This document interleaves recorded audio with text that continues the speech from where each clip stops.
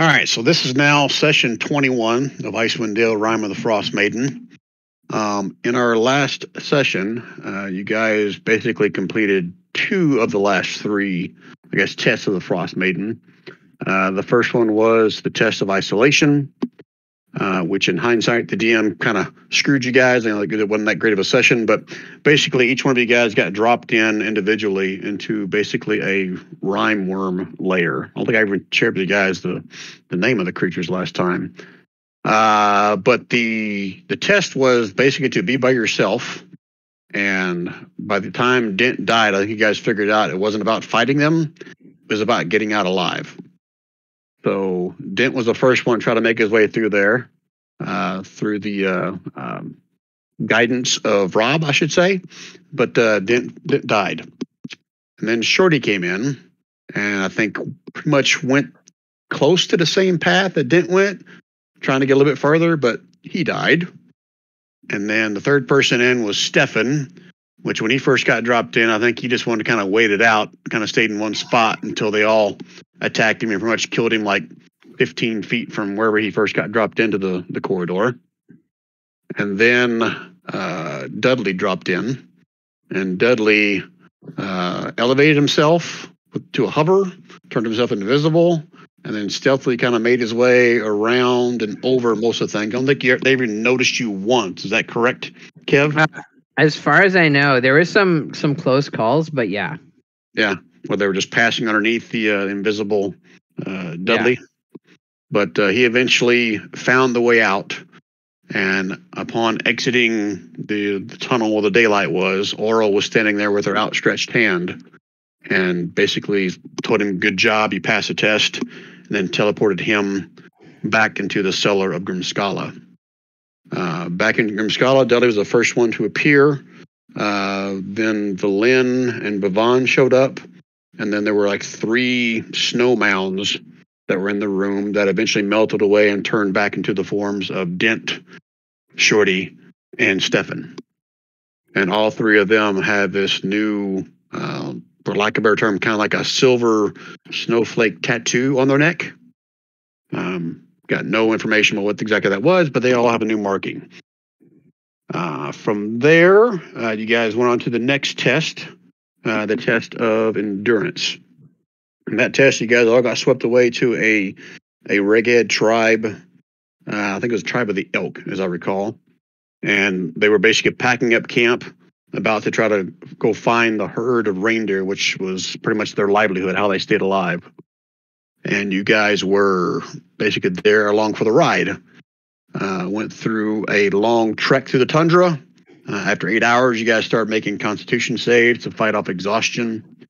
In the end, I think Shorty might have died from exhaustion, but someone used the inspiration card, or perhaps it was Bavon's some kind of guise, or what was it? What do you call it? Intellectual something? Flash of genius. Yeah, flash of genius. I can't remember if it was that or inspiration card for the final save that basically prevented Shorty from dying of exhaustion. But you guys eventually found the elk herd, stopped and made camp right away, and you guys all crashed as soon as you had hit the pillow of the bedroll, and you awoke 8 hours later back in the cellar of Grimskala. And then we did the last one too, right? Yep. So once you guys got back in there, each one of you guys got rid of 1 level of exhaustion from that one rest. So some of you guys are still battling with exhaustion. Some of you guys no longer have any. As I look at my notes. So I think Bavon, I have you marked with no levels of exhaustion. Is that correct? 0. Okay. Dudley has 1. Stefan has 1. Dent has 2. Belin has 3, and Shorty's at 4. Is that correct, guys? From your recollection? It seems right to me. And that's the right number, or do we take 1 off now? No, that's your number right now. So that already took 1 off of you from that long rest. Okay. From there, you guys went to the next test through the doors of the one called Preservation. Again, you guys were swept away to the Reghead tribe somewhere out in the tundra. You guys recognized, eventually recognized some of the dead and half-buried snowbanks kind of around the perimeter of the camp. And Dent started recognizing some of their markings and stuff as being a tribe of the wolf. Now, meta-wise, I don't know, Dent, have you ever shared with a group that was the tribe you were with, or did you just say you were part of a Reghead tribe before? I think I shared, especially when we were up in that town where he was bragging about how he ran and saved that town or something. Yep. Okay. All right. So this is basically the old tribe of Dent, the one he used to be a part of. You didn't see any signs of survivors, but you did see a few like giant vultures kind of in the center of the camp. And as you took a closer look, you could see they were feasting upon some Reghead corpses, basically. You guys tried to sneak up. I can't remember who exactly it was. I think there was 2 of you guys that failed miserably on your stealth checks. I'm trying to sneak up on the vultures, but a fight ensued. You guys basically killed 3 of them before they could take off or even attack. The other 3 grabbed a corpse and took flight, but you guys also quickly kind of took them down as well. So a point, even Shorty, with 4 levels of exhaustion and shooting with disadvantage, still managed. I don't think he missed once. But they are vultures, but still some pretty impressive shots by Shorty. And I think there were some spells that were cast as well to kind of harry them. But they all dropped pretty much kind of north east of the camp, within about 30 feet from where they took off. After that, someone, I think it was Dent, heard a whimpering coming from inside one of the tents. Upon closer inspection, you guys discovered a small survivor, a boy of no more than 8 or 9 years old, that was kind of hiding underneath some elk hide. I think Dudley was the one that eventually talked him into opening up and trusting them or talking to them. And he proceeded to kind of tell him how his tribe had been slaughtered and his parents were killed right in front of him. Before he could share much more, you guys all heard a voice kind of shouting from somewhere outside the camp, basically along the lines of, "Eric's, where are you? I've come here to kill you just like your parents. Come out and fight, or be a coward just like your parents. Come out wherever you are." And that's where we left the last session. Was there anything that happened last session that I missed there, guys? Don't think so. I'll take that as a no. So I will switch you guys over to the map of where you should be, and then we'll pick up from there. We're not in initiative order. I didn't roll initiative. It said that you heard that voice, didn't know where it was coming from. And Dent, the voice sounds familiar to you, but you can't quite place a name or a face to it. Okay. So let me do a quick shift click here, right in the center of the camp. Oh, maybe help them on the right layer. We want to do a shift click, right? Okay. Everyone get your bearings on where your character is. I got little numbers over your tokens to kind of mark what level of exhaustion you have. Dent, you're up here since you weren't here last time. Stefan, in case you're still searching, you went down in a tent down here to hide. See him. Okay. Where are we seeing where am I hearing the voice from?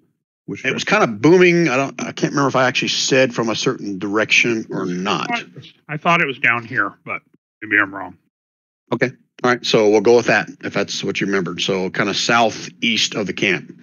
We're hearing the voice coming to. And Dent, you have eyes on the little boy in that tent in front of you. You guys should be able to see him on the map now. Little Eric's. And as he hears the voice, he hides back under the elk hide. So let's do this. Let's get a turn order just so I have you guys move in a certain order. So it's not just a big free-for-all thing.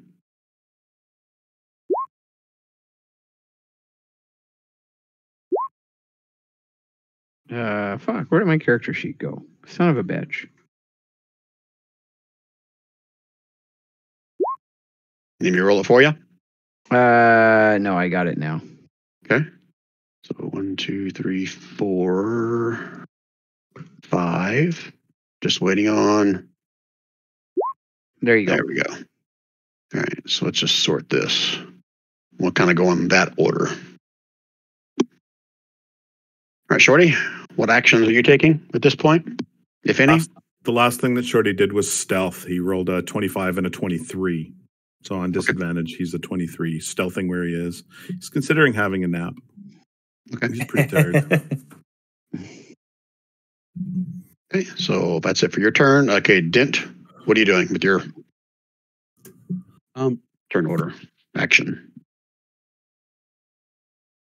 I guess I just want to make sure that the kid stays safe for right now.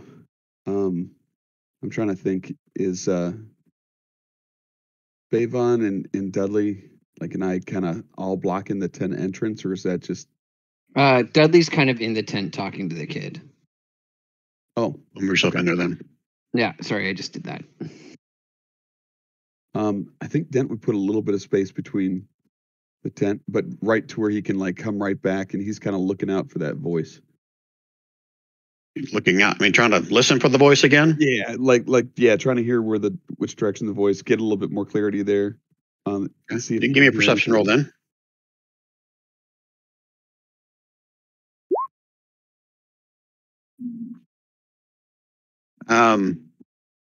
He's not shouting anything else other than just saying, come out, wherever you are. But I'll go ahead and say that you've finally placed the voice. This is the, I guess, your former tribe leader of the wolf tribe, Isar Kronenstrom. Isar. Which way he be at? Yeah, do I have any other discernment about direction? Southeast. Okay. Okay. Yep. All right, Stefan, you do anything? Yeah, I'm gonna listen intently for this guy as well, and at the same time, I'm gonna make sure that I'm pretty well camouflaged in here, while still giving myself a great field of fire right in front of me. So if anything goes down, I can see what's going on, hit it, and also listen in. So you're holding your action to do what then? Yeah, I'll hold my action to do a Eldritch Blast. Okay. But just to, and make sure that I'm in a good, 3/4 cover type situation. So. Well, you're in the tent. So right. Yeah. But I'm going to get down protection. behind some stuff and whatever. Are you going prone? Well, I don't know. I assume there was maybe there's no beds in here. I don't know what's in here. I was thinking about getting down behind the piece of furniture or something like that. Well, again, you're inside the tent, so no one can see you other than from the north if they even tried. Okay. Yep. Is that good enough for you, or you want to get prone? Nope, that's fine. Okay. Perfect. Okay. All right. What about you, Dudley? Do anything? Yeah. Can I say to the kid, I say to the kid, that man sounds very bad. I want to protect you. How about we disappear? But I need to hang on to you to do that. And as a free action, he just kind of looks at you and then nods yes. Okay. So I will then pick him up, and I will cast invisibility on the kid and I. Oh, you're going to upcast that? Get both of them invisible? Yeah, because I'm a warlock, so it casts at level 4, at 4th level spell slot anyway. So that means I get, what does that give me? 1 extra gives me When you cast a spell using a spell slot 3rd level or higher, you can target 1 additional creature for each slot above level 2. So, I mean, I could theoretically make Dent invisible, but I don't see the point. So just me and the kid. And I'm going to pick up the kid and hold on to the kid. All right, so you guys are both invisible inside the tent, but you're holding on to him. Yeah, and I say, you have to be very quiet. No one else can see us. And I make a whisper to Dent and Bavon, and I'm like, we're invisible with the kid. You're a little bit too far away to get a whisper out. Okay, so we just be like that, and I will carry the kid a few steps out, and as I pass by Dent and Bavon, I'll whisper to them, I have the kid. We're both invisible. Let's keep this kid safe. All right, so go and move yourself if you want, and I'll move Eric's wherever you go. So 5, 10, 15, 20. 25. I'm going to take him sort of over here by the fire. So you did go out and around, right? Yes, and then Okay. I assume I don't have a bonus action because I use that to talk to the kid. Because if I have a bonus action, I'm going to start hovering and carrying the kid, so they can't see my footprints. Now let's use that conversation for that portion of it. Okay, perfect. That's fine. Okay. Yep. All right. Okay, so before Bhavan goes, some of you may not see this because he's behind a tent over here. But you guys all hear the shouting again as this guy comes walking around the tent. You hear him yell at somebody else, "You fools! You left some alive!"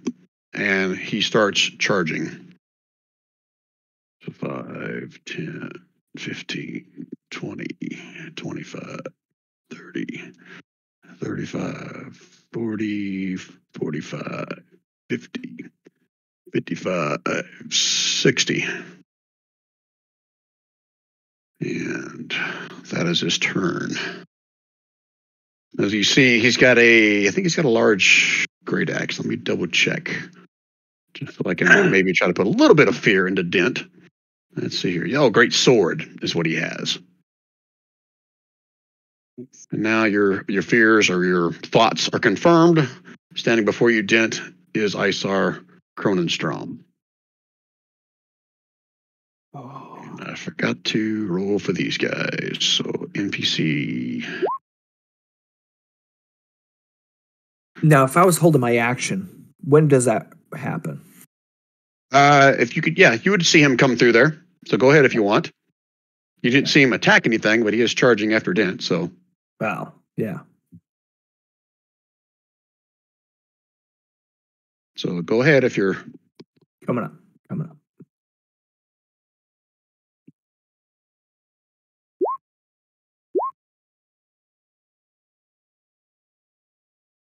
23 hits, force damage, and the other one obviously misses badly. Yeah. Dent, make me a deck save since he rolled a 1. You're really good at those. Oh, Okay. All right, so like duck and it hits the tent back behind you here, just barely misses your head. If you're a little bit taller, it might have hit you. Got it. Okay. And again, before Bhavan goes, hold on, let me see how I want to do this. I didn't hear anybody making perception rolls except for Dent to hear. Shorty was hidden.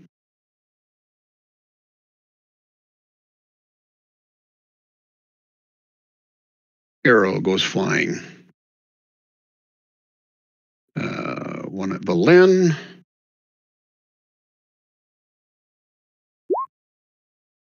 And one at Dent. And they come kind of from the south direction. So a 20 definitely hits Belen. I'm assuming 17 does not hit you. Is that correct, Dent? Correct. Okay. Okay, Bhavan, now it's your turn.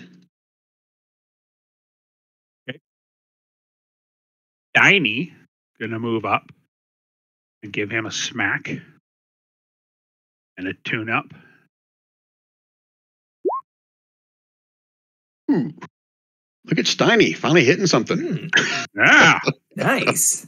saying drink that, bitch. Okay. Bhavan's gonna take flight, get about just over the height of the tent here, and just kind of take partial cover of the top of the tent, and he's gonna firebolt this dude. Okay. Or not. Nope, you are not. But you didn't roll a 1, so good job. So Yeah. Dent doesn't have to make another deck save. Yeah, but Steiny smacked that bastard. So, and that would be my move. Okay, so Flynn is up. Flynn has 3 levels. I mean, disadvantage on attacks and saves. So she is just going to do this since it doesn't require an attack. She's going to pull out a wand and point it towards the big guy in front of Dent. Wow, it doesn't roll damage. Because it's just a D4 plus 1 is what it should be, right? Or is it 2D4? What's it say there? What's normal magic missile do, guys? Is it 2 or 3? 3 1d4s. Okay, so all that plus 1. All right, so he takes a little bit more damage as those strike him. It's each of those plus 1, Ryan. Oh, okay, so 4 times 3, it's 12. Thank you. Okay. And then she's going to difficult terrain, go through these two, kind of back up a little bit. Okay, Shorty. Shorty is going to back up as well. Knowing that those arrows came from the south, he's not going to give them a line of shot from the south in any way, shape, or form. And he is going to pull out the laser rifle, which has been readied. And he is going to shoot not at disadvantage because Dent is within 5 feet. Nice. Oh, 23. Plus 5. Blast into his shoulder. So that's 19 plus 5 is 24. He's also favored foeing him for another 4 damage. And then he's going to hit with his laser rifle again for the next shot. oh. Booyah. So 39. So your first shot takes like portion of his shoulder away. The second one almost like just rips right through his midsection. You can see parts of his guts are hanging out. He is not looking good at all. Shit, he's All right. still alive though. Damn. Got some bloody spittle in your direction, Dent. Which All right, I imagine that's- you're gonna go ahead. Sorry, Shorty. That's the shortest turn. That's all he's going to do. Okay. That's all. No. Hey, Dent. Den's gonna look at Isar. Isar, you troll dung! Prepare to die! Then he's gonna rage. Yeah.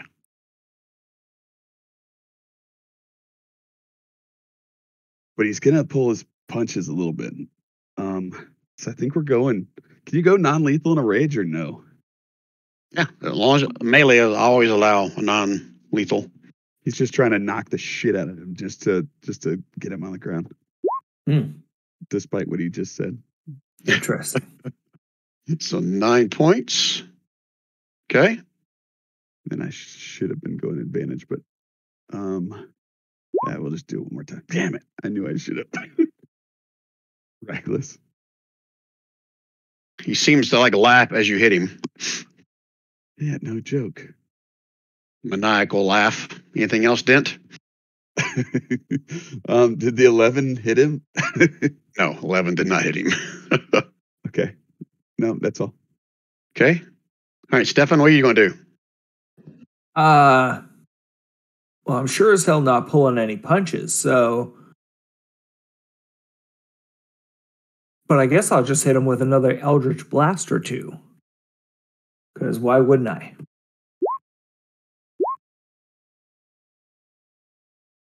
Okay, that one, both those hit. Yeah. 15. Wow. Damn. Okay.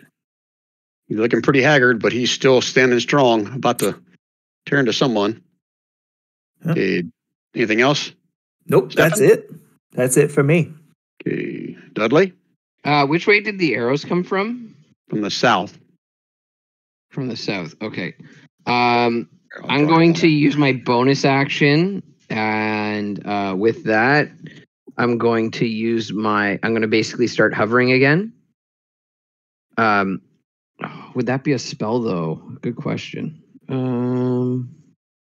I don't think it's a spell because I don't want to break invisibility. Elemental gift.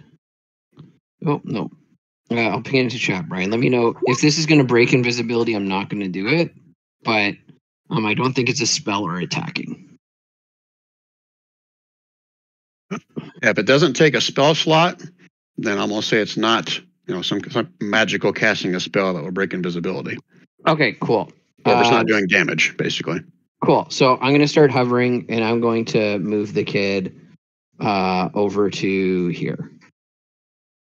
Because I'm physically carrying and holding the kid. Okay.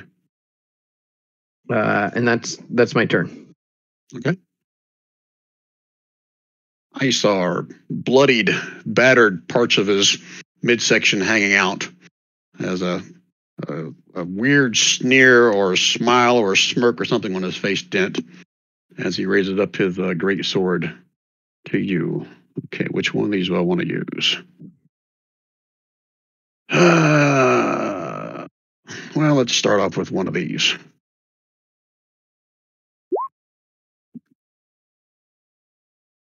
Oh, That one is a hit.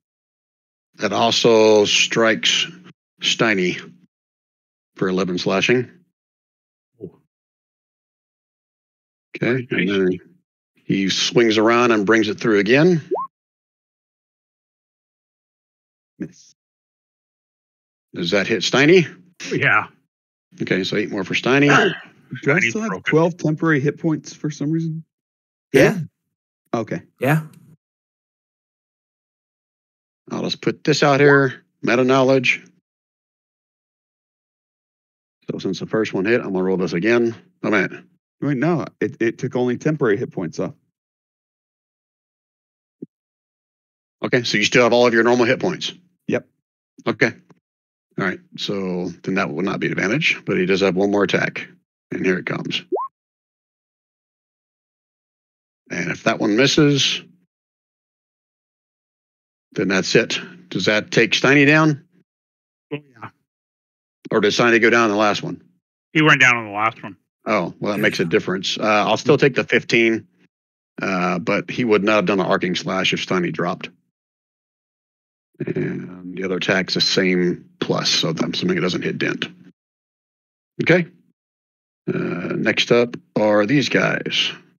They're all going to come not running, screaming. So I'll take them off the GM layer as they see their boss getting lit up.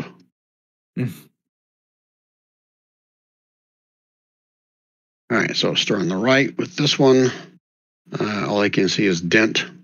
So I'll try to shoot dent. Hopefully not shoot his boss. Nope. It's not a 1, is it? Nope, it's a 3. Okay. This one here is going to come up in this direction. Give the line of sight of dent again. They're all going for dent because that's the only one they really see right now. And they can't hit broadside of the barn either. This one can see dent. Wow. All right. Dex save for Isar. DC 10. Okay, he doesn't get hit. All right, next one is this one. He'll take a step forward, get line of sight on dent. Can anything hit dent today? Hell no. Not with these guys. This one will get line of sight. So I'll just move both of them up here. All shooting at dent. Actually, you know what? Bavon, you said you went up the side of this tent, right? Yep. So one of them is going to take a shot at you. The other one's still going to focus on the threat to their boss. There's the one for Bavon. Awesome. And last one for, man, these guys are awesome. Good job. Good job, guys. I'm proud of you. Bavon, who would you like to kill first? Well, I'm going to firebolt our buddy here. Okay. That definitely hits. Okay. You have another attack, or is that it? No, that's it for attacks, but I'm just going to move around to the backside of this tent over here. Okay. So you back down on like foot level, or are you still above I'm up in the air? still up high. Okay. So just so I'm clear, just up high where you can see these guys and they can see you. Yeah. Okay. All right. Valena's up next. Oh shit. Keep it simple, Brian. Don't think it too hard. Magical chill touch at Isar. That's freaking awesome. Okay, Valen's done. Shorty. All right, another shot. Son of a bitch. And go ahead and describe how you just, wait a minute, that's a, oh yeah, laser rifle, not your bow. Go ahead and describe, how, if you want, how you just took him out. Well, it's a laser rifle, right? So his face would have melted like Indiana Jones, like in the first Raiders of the Lost Ark movie when they opened up the. So Dent's looking at him, and I starts looking at him. He's laughing, ha, ha, ha, ha, as his face melts like that, like the bald German bastard. Nice. I don't know if you just took away Dent's thunder of his former boss or tribe leader, whatever, that he hates his guts probably, but he just drops dead in front of you, Dent. Anything else, Shorty? Yeah, I still have one more attack. I gotta figure out what I'm gonna do here.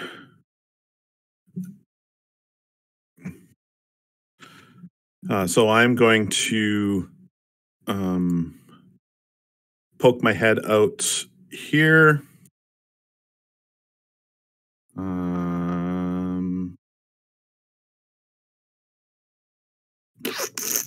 Nope, I'm not, because my speed is halved. So I am going to continue to hide in the area that I'm in. I'm done. Hey, Dent. I'm gonna reach down and do I see his great sword that he was using? You do. Can I pick it up and then just kind of stab him with it? You'd have to drop your weapon, but yeah. You can't stow your weapon and pick up his. If you drop yours, you can pick his up. Yep, just set mine down on the way to picking his up. Drop it.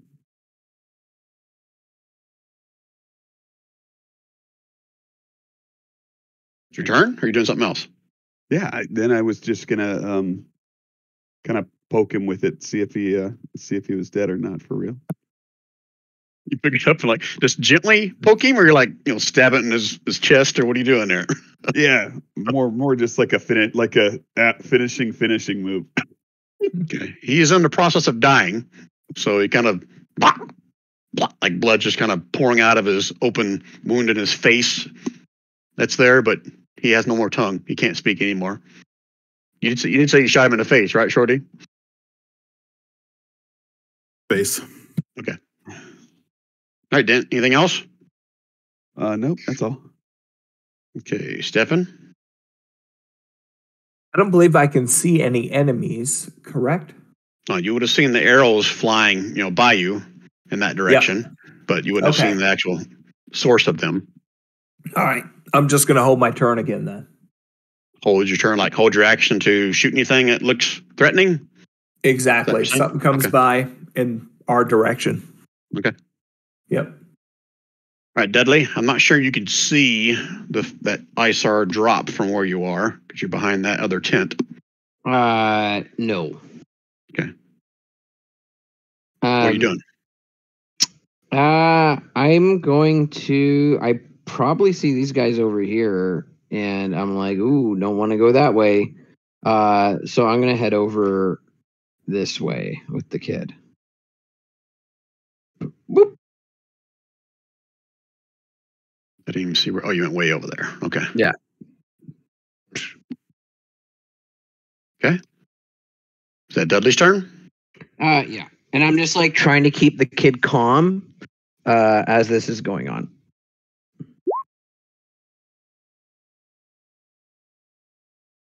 Okay. Warriors, I got to make some rules for them.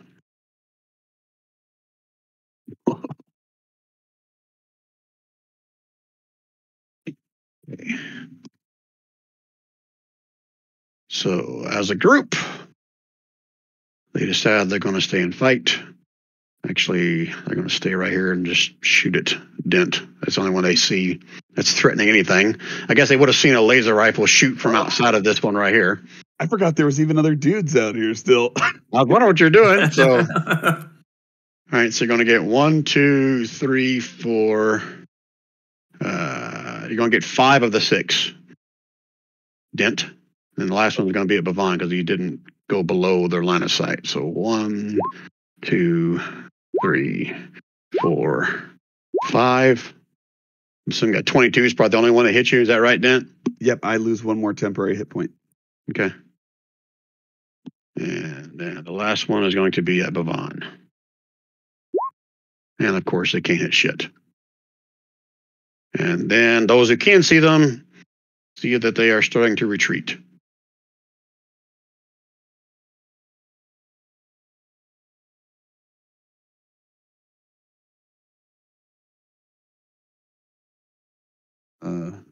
Did I lose you? Okay, I think that's all of them. Bavon. He's just going to move down here 30. And he's going to firebolt this one.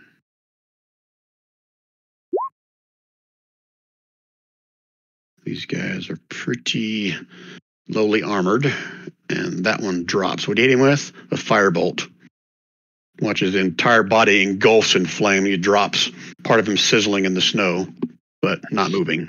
And that's my turn. Okay. Lynn has still got an arrow sticking out of her side, so she's reluctant to step out. She would just hold her action to attack if anything shows its face. Shorty, anything different out of you? No, Shorty's going to stand there and hold my action just in case anything comes, anything aggressive comes into the line of sight. Okay, Dent. And you've got an arrow sticking out of your backside. Anything different? Yeah, I'm gonna make sure to grab that hammer. What hammer? The one I had to drop. My war Oh. hammer. Okay. So now you have a great sword in one hand and a hammer in the other? No, as I moved to grab the hammer, I'd put the sword away, and Okay. then I'd grab the hammer and probably can just move a little bit more, but I guess I don't see I see one dude way down there. Yeah, I'll just kind of watch him out of the tent. Okay. All right, Stefan, anything different out of you? Nope. Just gonna wait. Dudley, anything different on your end? No, I think we're just going to wait. Okay. I got invisibility for an hour.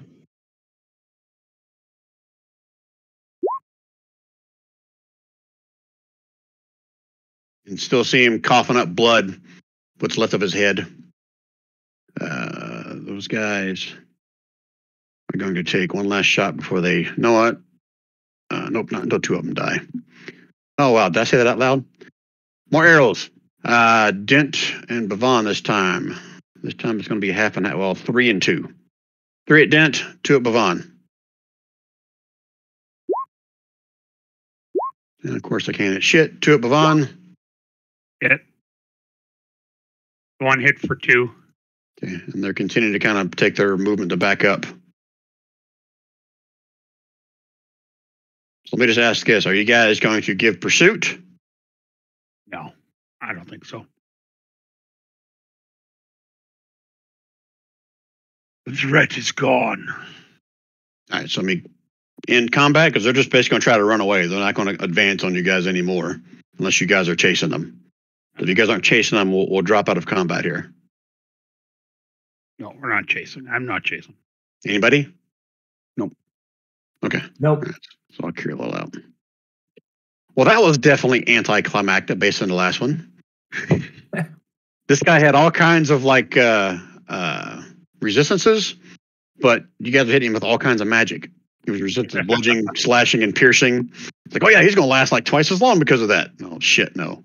Get shot with a laser rifle, get shot with force, get shot with Fireball. like, yeah, all kinds of magic shit. So that guy wasn't exactly balanced very well.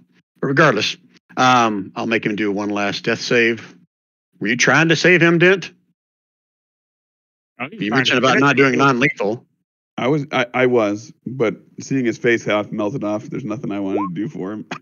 Oh, he came so close to coming back up. That'd be weird if he actually came up on the 20 with half his face gone. Oh, that But- would be gross. You see his chest finally stops moving at this point. Dent.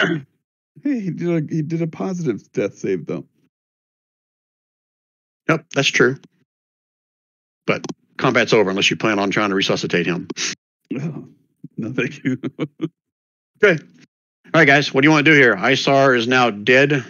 Was at the foot of Dent. He since stepped away. You guys don't see where Dudley. Well, actually, you said Dudley when you walked by. When you're invisible, you told 2 people what you were doing. Is that correct? Correct. Okay. All right, guys, what do you want to do next? I'm going to yell to Dudley that it's all clear. Okay, I'll come back and be like, and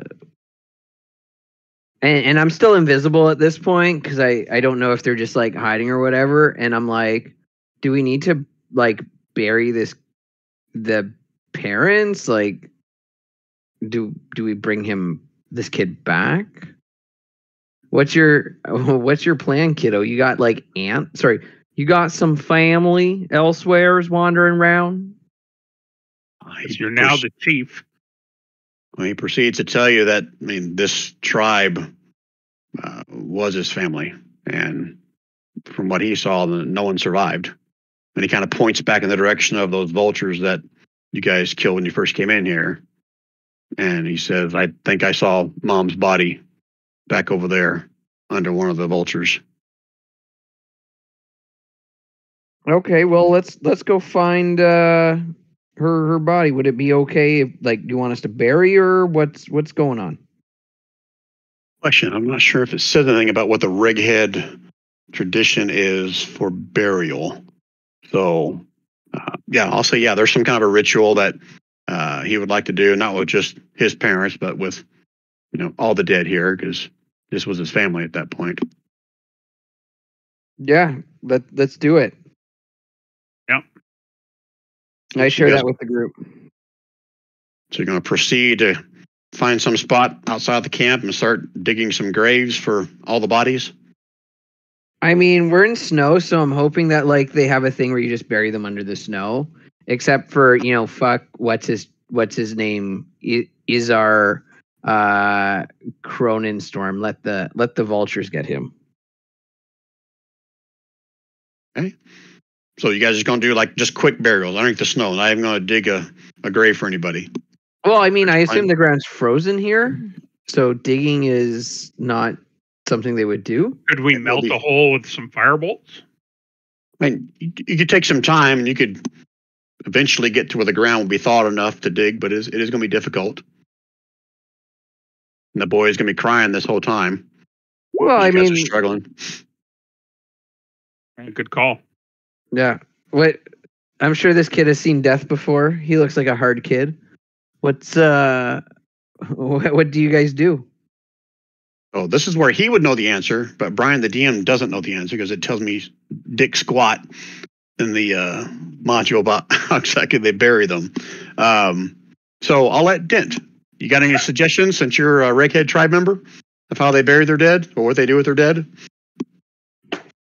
I don't know that. I don't know if they just leave them out on the tundra or. Yeah, I'm pretty sure. Suspect. I'm pretty sure they sing, "Do you want to build a snowman? Build a snowman and get on with life."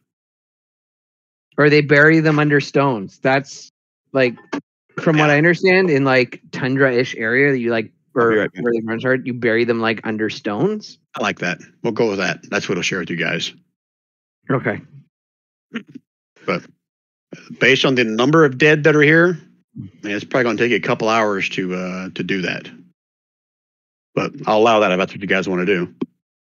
Problem is, guys, we are on a time limit to get to our ride out. So, but I don't know how to finish this quest without burying the bodies. Yeah. Right. Like I don't know. Anyone else have an idea or an input? Oh, What's the word again? So basically, go ahead. Preservation. This was preservation. Oh. I forgot all my embalming fluid before I left on the adventure, so that's going to leave that out. As you guys are kind of deciding what to do, he walks out to his mother's grave. As he does, he kind of looks around the camp, finds one small rock or boulder, picks it up, carries it back over, starts slowly covering her up with stones as he walks back and forth. I'll go help him. Do the same. Bavon, you can give me a perception roll if you're helping him. Okay. Okay. I think we should probably just pull all the tents down, stack the bodies on top of all the wood, and set it on fire. Bavon, as you come out to start helping him kind of pick up little rocks or boulders, whatever, to slowly start covering up his parents, you see a lone wolf kind of crest a hill not too far from you, just kind of standing there stoically, non-threatening manner, looking at you and the boy. The boy's invisible unless he's made himself invisible. I mean, I guess it's been longer than an hour, so. And Dent, you can give me a religion check if you want. Sure. And technically, Dudley can too. Holy cow. Okay.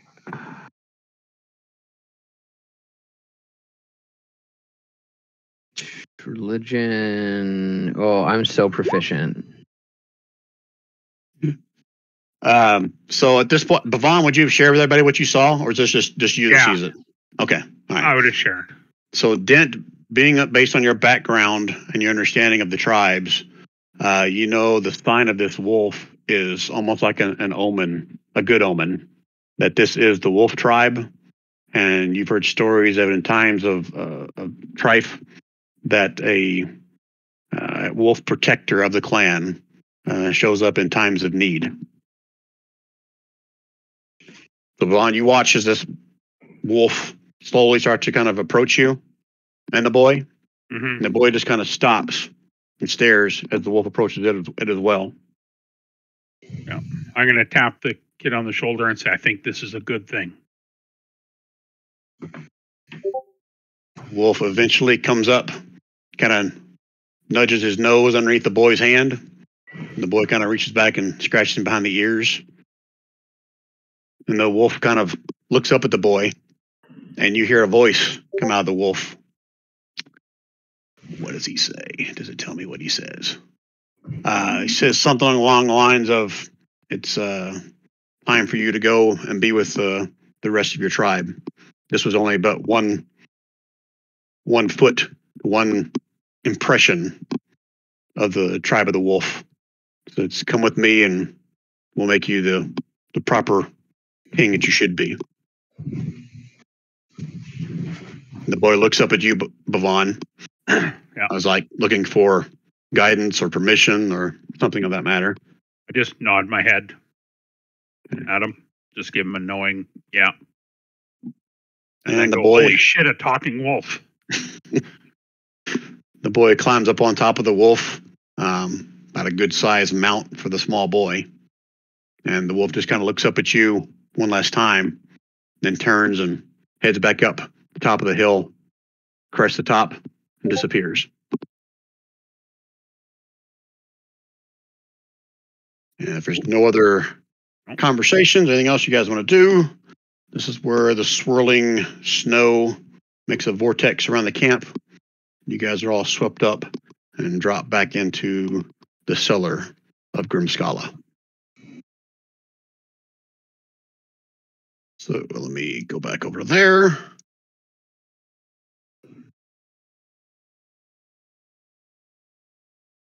And do a shift click. Because you guys don't remember where you were. You guys arrive back in the cellar with the talking walrus, Umako, or I forget, what was his name? Ukuma. Ukuma. That's right. We still have exhaustion? Yeah, you haven't had another long rest. So yeah, you still got exhaustion. So whatever levels you had before, you still have them there. It should be what's marked on this map here as well. Yeah. We asked Akuma, can you bring us to the pickup point really quickly? Can we ride you back? Akuma's like, where's the pickup point? I don't know what you're talking about. I would let I mean, I assume we know where the pickup point is, so I would. We still have to go through the last door to get the piece we're looking for. What? Oh, right. I thought that was the the 4 last door. challenges. That gives us access to the last door. All right, then. Giddy up. Yeah. Time is of the essence. Okay. So who's going in there? Go down and take a look at this door. Is there anybody that made it through all the challenges or whatever? Dudley did. Well, technically not the first one. I think we completed as a group, overall, completed all of the challenges. I thought only certain people had like tattoos or something that marked them. They were marked from the failure of the last one. So. Oh, okay. Yeah, all those who died in that rime worm lair came back with little tattoos on their necks. Got it. I'm guessing that my tattoo got worse after the Constitution save went. Oh, because you didn't die, remember? Someone used a card on you on your what would have been your 6th one, right? Well, that's a pretty good pass fail. Is that you can get 5 levels of exhaustion and still pass it. So you got to die to fail, or other things that could have happened. Yeah. So I think we all try and go, and if for whatever reason we can't all go, at least we can try. Like we should all try and enter the last door. Shorty's not walking through that door knowing that he failed one of the things. Because if there's AoE damage that's going to hit me as soon as I walk through that door, like you at church, Gary, I'm not doing it.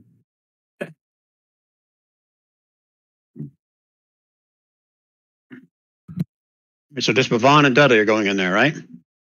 Oh. Okay. Cool. This is G20. This passage leads to an ambush-shaped room with a door set into the far wall. Flanking the door are bas-reliefs of 2 male frost giants that have been defaced, their features chipped away. Newer carvings above the door depict the glowering heads of an owl, a wolf, and a goat. And Bavon, as you approach, you can give me a quick religion check if you want.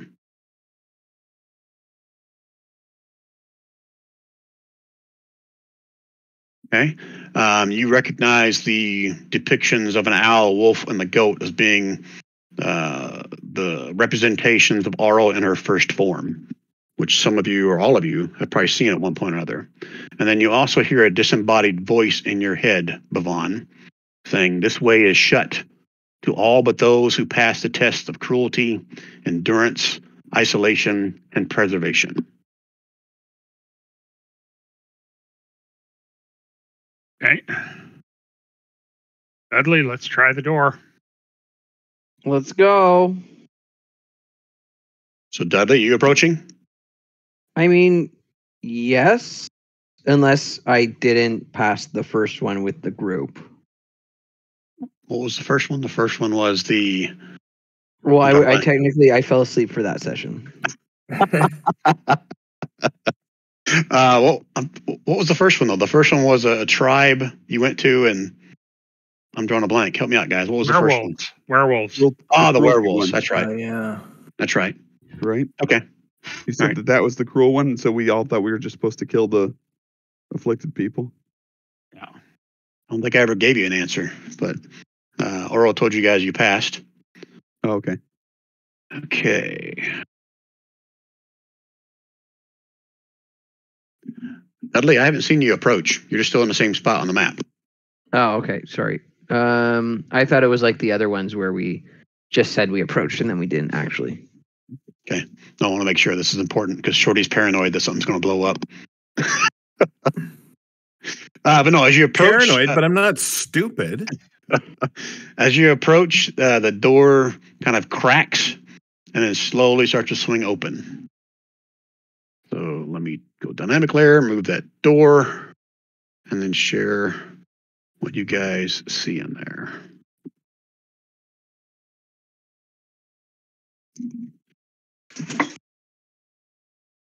Okay. Arranged about this room are 4 tablets of ice. each 10 foot tall. I think you should be able to see them on the back of your of the wall there. I'm sure if all you guys can see it, but at least Dudley and Bavon can see them. Okay. Each 10 foot tall, 7 foot wide, and 1 foot thick. They sit upright in stands that are also carved from ice. Script has been chiseled into each surface of each tablet, and another door stands in the middle of the far wall. Okay. I will approach one of the tablets and read the script. Okay. Does it matter which one I approach, or? I'm going to holler back to the guys. Are any of you guys coming to help? Pick out one, Dudley, whichever one you're approaching and trying to read. First is the worst. Okay. Written in common, how convenient. Across the top, it says cruelty. And below that, in common, it says compassion makes you vulnerable. Let cruelty be the knife that keeps your enemies at bay. Okay, I go to the next one. Okay, if you're just going to read all of them, I'll read them all off to you. What the rest of you guys doing is you see Dudley kind of, maybe from this vantage point, walking up and looking at these giant slabs of ice.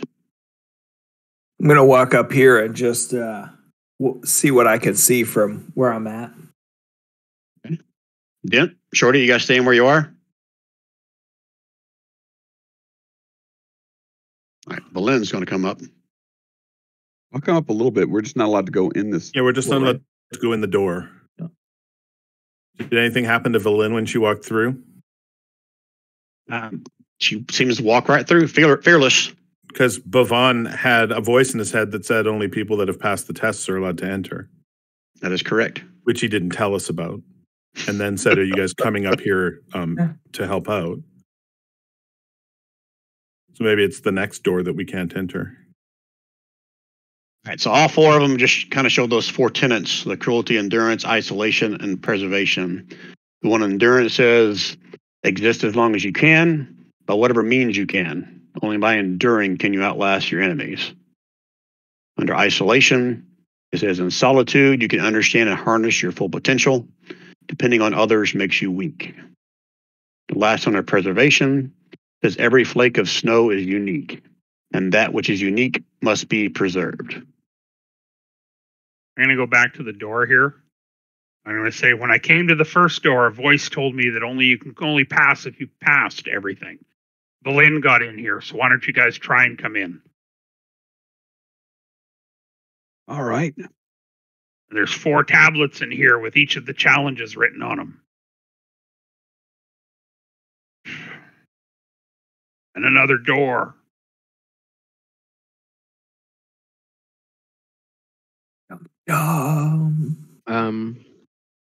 Is there, if I inspect the tablets, is there anything like that looks like it can be depressed or moved or anything, or are they just there?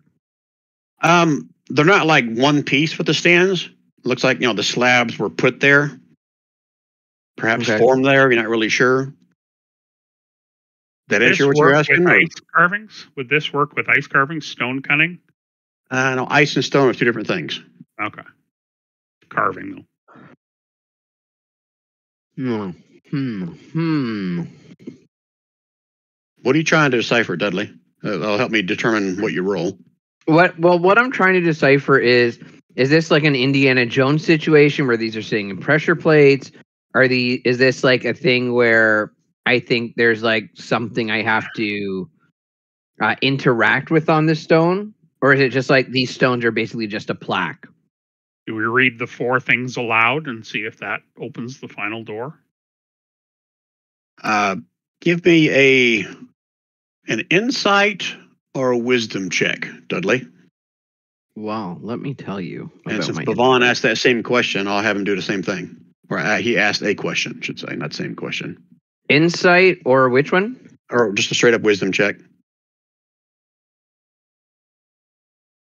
Okay. You're not entirely sure if these stone tablets or these ice tablets have anything to do with opening up the door. Okay, I'm going to try to open the door then. I'll come right up with them and help. And as you approach the door and you push on it, it opens up. Let me switch dynamic layer, get rid of the door.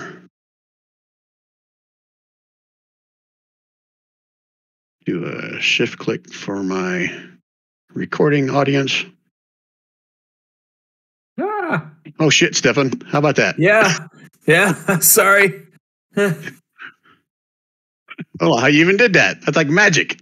I was holding it. I was looking around. Sorry. Okay. Okay, so in this chamber has a dome ceiling engraved with a giant snowflake. 2 stone columns, each depicting a towering woman standing on either side of a door on the south wall. In the middle of the room is a 5-foot-tall, claw-shaped lectern with a white-covered book resting on it. Cool. Okay, I'm going to approach it. I will Take follow. a closer look and see if there's anything that indicates of any kind of, I don't know, looking for any clear traps or tripwires or triggers or switches. Okay, so you're looking for traps. So give me a perception if you're just looking. Give me an investigation if you're really kind of feeling around, being a little more thorough. I'm going to give an investigation. I'm feeling around and being thorough. Ooh. All right, so let me read for a second. We should have checked all the bodies. Easy there, John.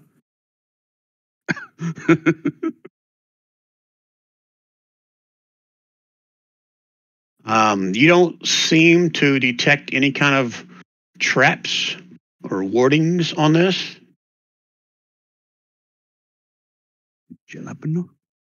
But as you open the door, you do see that Valin's eyes get all wide, big smile on her face, and she comes into the room and is approaching the book. And she's reaching for it. Anybody want to stop her from reaching for it, or are you going to let her do it? Yeah, Dudley's going to be like, not today, and keep her out of the room. So out of character, can I Don't ask know. why? Yeah. Can you ask why what? I want to know why Kevin's choosing that path out of character. Why am I stopping Valin from doing that? Yeah, because the whole reason that we're here is because Valin wanted us to help recover her her get item. Codicil of White. Because Brian baited him into saying it. Oh, sorry. I hadn't realized that this was Valin's quest Yeah, or this event, but is her Dudley, quest. Here, let Dudley me add would- to it. As she approaches, she'll shout, basically, it's here. The Codicil of White. It's ours. Awesome. And she is reaching to pick it up. Let's grab it and go. I mean, Given ours, like, we feel as though we're inclusive, or is it like an inner demon of hers? She grabs the book Okay, we need to get and clutches it. We need to get the hell out of Dodge. I mean, Shorty Valin's not the one who is mean to Meepo. No, Yeah. well, we've learned since then that Valin wasn't mean to Meepo. Meepo got killed, and Valin actually raised him. Oh, okay. But Right. Valin didn't kill Meepo. Okay. Yeah, Meepo was killed by her, I guess, other brother of the Arcane Brotherhood, Nash Lantamir. The dude who also stole her Professor Orb that we recovered from the Yeti while you were sleeping, Kev. Goddamn Nash. Gotcha. And as you guys are huddled around her, she opens up the book, starts thumbing through the pages.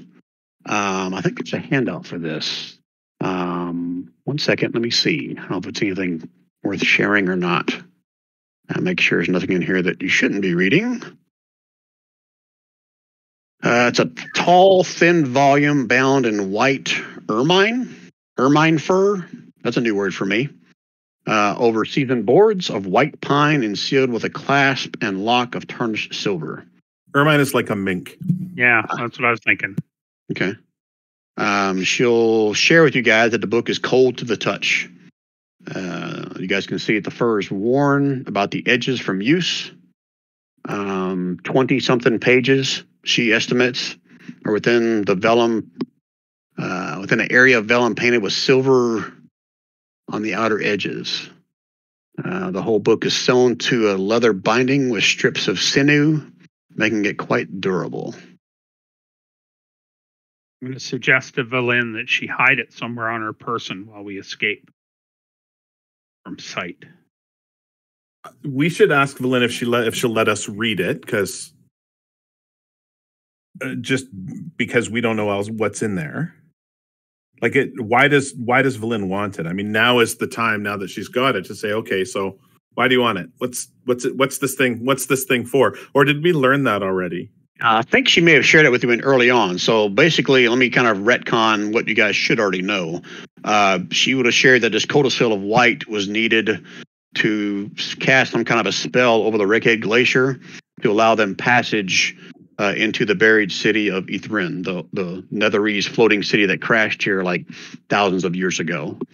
And this Codicil of White supposedly has a spell in it that allows her or whoever wields it to crack open the glacier to allow them access. And it was her intention, the more retcon, the stuff she would have shared with you guys, it was her intention to find this ancient lost city of Ithrin, Netherese city, for magic items or whatever, because they were renowned for their knowledge in arcane and divine arts. And she, from her studies, and I think a couple of the other guys learned that as well, that one of the ways that they were able to keep these cities aloft in the air was with a powerful artifact called a mythallar. And Valin thinks that the mythallar has endless power, and with that, they may be able to basically stop this never-ending winter. Yep. Okay. So as she's opening up the book, she'll share with you, where you guys will see those that are next to her. The first page is a title page with a snowflake symbol of Oral on it. And as she's skimming through the pages, she describes various priestly rituals and ceremonies. And she finds nestled among these descriptions a spell that she says she can learn with enough time, called Frost Fingers. And towards the back of the book, there's a poem called Rime of the Frost Maiden. Sounds familiar. And she But believes does it that rhyme? she believes this is the incantation with which has the power to split the glacier. Said the poem might have other capabilities as well. Just not quite sure yet. So I'll go ahead and share this. There's a couple of things I didn't say in there, but I don't think it's anything that's going to be spoiler-wise for you guys. I think I pretty much covered everything except for the whole resistance to cold damage, whoever has it in its possession. I didn't share that with you guys, which she wouldn't even know yet until it actually, came up. What? You guys see that? I showed it to you guys, right? Yep, I see it. If whoever is holding it has resistance, got it. I don't think those links will work for you guys. You guys tell me if they do or not. Frost Fingers, Rime of the Frost Maiden, Opening the Way. Those are probably still locked to you guys. Yeah, Is that correct? Yeah. Okay. So if you guys are wanting, well, you're looking at the Rime of the Frost Maiden. I don't think it hurts to read it as long as you're not reading it out loud. So let me double check that link, see if it's okay to show you guys, and I'll show you what that one says as well.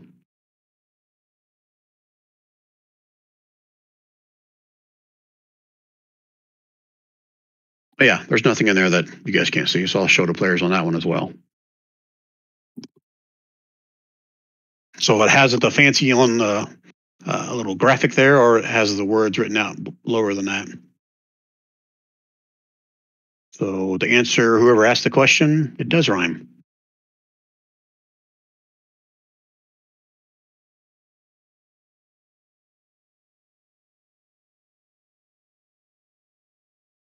You guys want to take a minute to read that, or you got questions?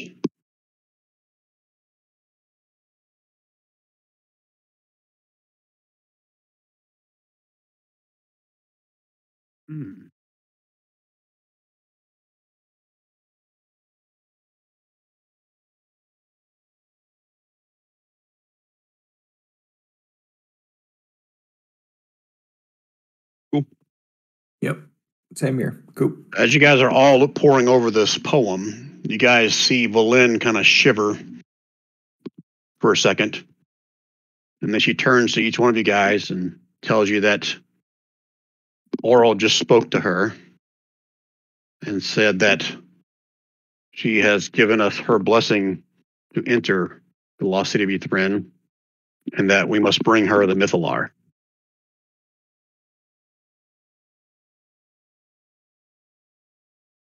And Valin kind of whispers under her breath, almost like she doesn't give a shit what she says, I'll be dead and old before that ever happens. She'll never get her hands on this Mythalar.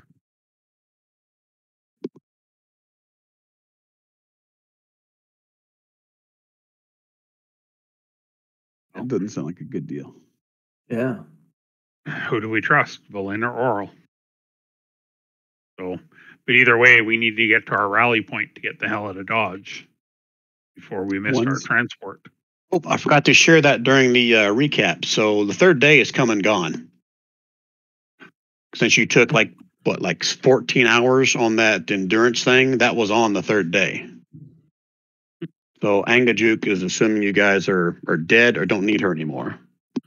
Oral has the message spell. I mean, Valin has message. Yeah, Oral has all kinds of message spells. Yeah, I thought we had something like 9-ish hours left for that last challenge. Yeah. Or 8 or 12 hours, but before you started the endurance thing, you guys had 1 day left. Okay. Oh, okay. Well, we could also, we should. You're on the 4th day right now. And we can try and coax her back. And yep. And Valin shares that as long as she's got the spell slot, she can send a message to Angajuk to hopefully coax her back. Well, let's get to the rally point. Well, that's what she asked you guys. Says, I have no idea how far away she is. I could send her a message now and find out how far away she is. That way we're not just waiting out in the middle of nowhere for nothing. Or we can head out now and I can send a message later. What do you guys want to do? Well, let's send the message as soon as possible. I'm not against waiting, especially if like if she's already gone, like what's the, you know what I mean? Like what's waiting in here another? Well, let's not wait in here. Let's get long rest. Get to the rally point, do a long rest in the hut. Well, but don't forget, like, there's a lot of Yetis between there and here, right? Is there? We killed a bunch, so. The last thing you guys saw before you all took flight and kind of went around the fortress, if you guys remember that part, there were a bunch of lights off in the distance, which I think one of you guys eventually figured out those are like code light walkers. They got to a certain point and just stopped. So they weren't necessarily threatening you, but they were there, kind of like blocking your way north at that point. Right, we still need to go out and kill that bird, too.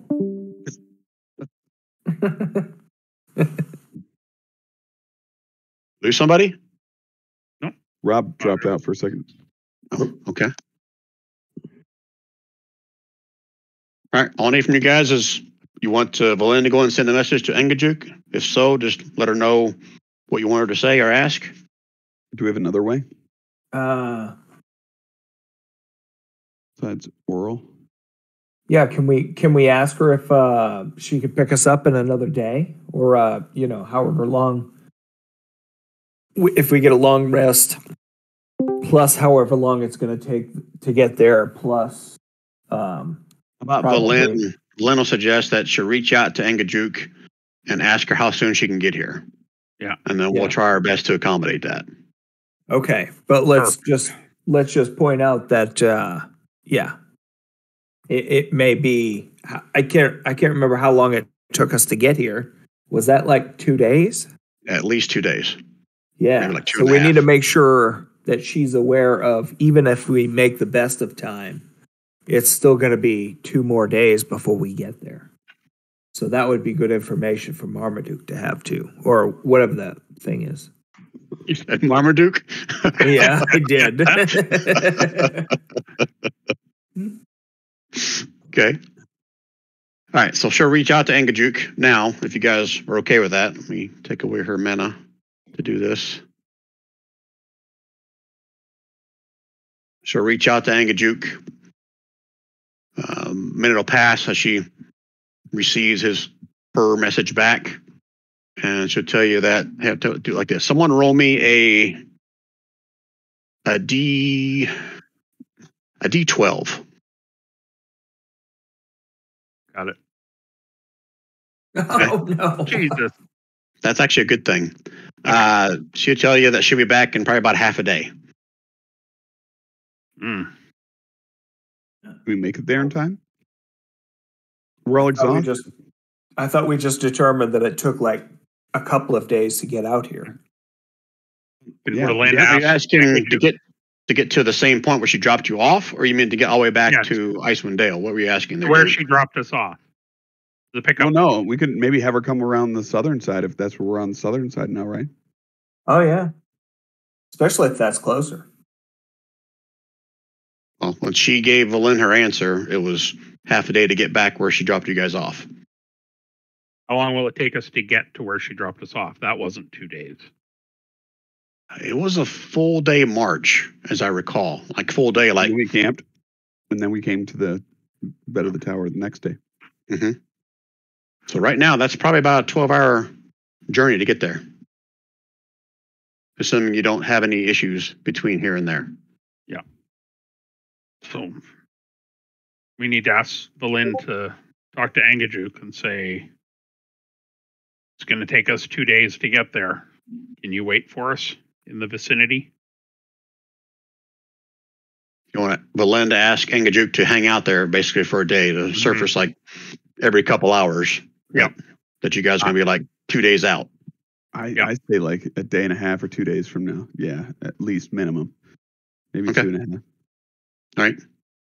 So let me take some more mana away from her. She sends another message to Engajuk. Closes her eyes. You kind of tell she's casting some kind of a spell. It's a busy signal. Minute passes. She goes, understood. Engajuk said she'll be back in about a day and a half, and she'll surface every 1 or 2 hours for a good 12 hours. Okay. We need to make like trees and leave, guys. Valin will point back towards the door behind you guys and just kind of say out loud, I wonder what's behind that door.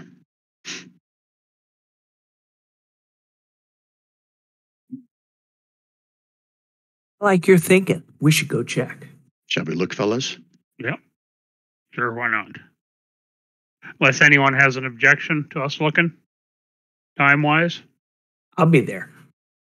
No, I'm good. Okay. Maybe it's treasure. Maybe it's a shortcut to the outside. Treasure. It's a slide. It's a slip and slide. I described this room. I described it to you. Those two towering two towering women. That's a typo. Two towering women standing inside of the door. Okay, who's going to try to open the door? I am. Dudley was coming up with me. Yeah, I'll do that. Okay. We've made it this far together. Yeah. Repeat. Dynamic layer, get rid of a door. Oh my god, it's a Tarask. 13 frost giants. Tiny one. All right, you guys open the door. Beyond the door is a small room filled with mist. But through the mist, you can see chunks of broken ice upon the floor. What's the ceiling look like? I'm reading if it says anything else or not.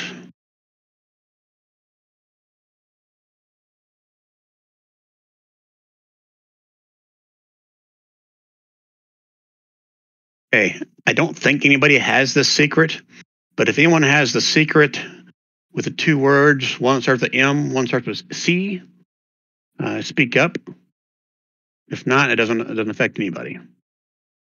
No. Secret? Mm. No, I do not. M or a C, huh? Well, M and C, it's two words. First word starts with M, second word starts with the C. My colonoscopy. That's Misty colonoscopy. Okay. Now, nothing on the ceiling. Just a completely void room other than the mist and the broken ice on the floor.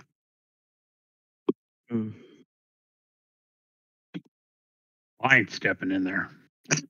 Done enough of that shit in my career. That's right. Super paranoid. I love it. I'll check it out.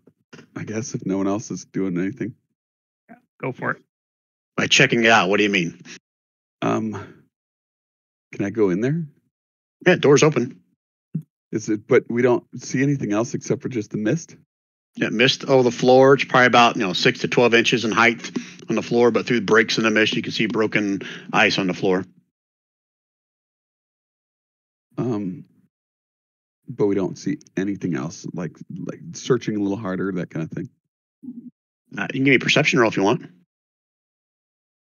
Let's see. That's a good one. Yeah, I'll take a step in there. Okay.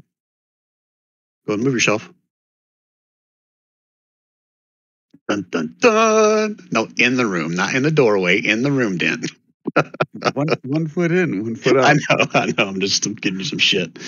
As you step into the room, the mist kind of wraps around your legs. Not like something grabbing them. Just like the mist forms. I got that with you. Deck saving throw thing if I need it. But you do hear a voice in your head, and it is the voice of Oral, and she says, "Will you court death to receive my blessing now?" I await your answer. Am I under the effects of Troll Heart? No, it's that's already expired. What did she say again? Will you court death to receive my blessing now?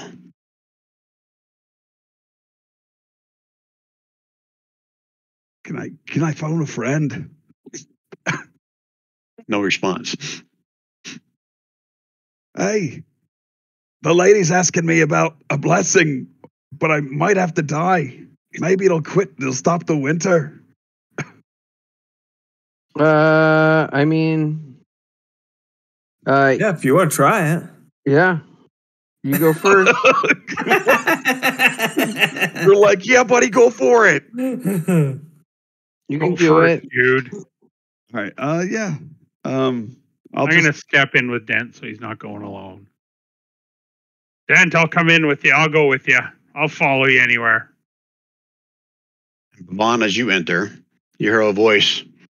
Only one may enter. Only one may receive the blessing. Make your decision. Leave one or leave all. It's on you, Dent. See ya. I'll be out here. Good luck, buddy. Thanks anyways. All right. Sure. If maybe this will stop the winter thing. How are you responding to Oral?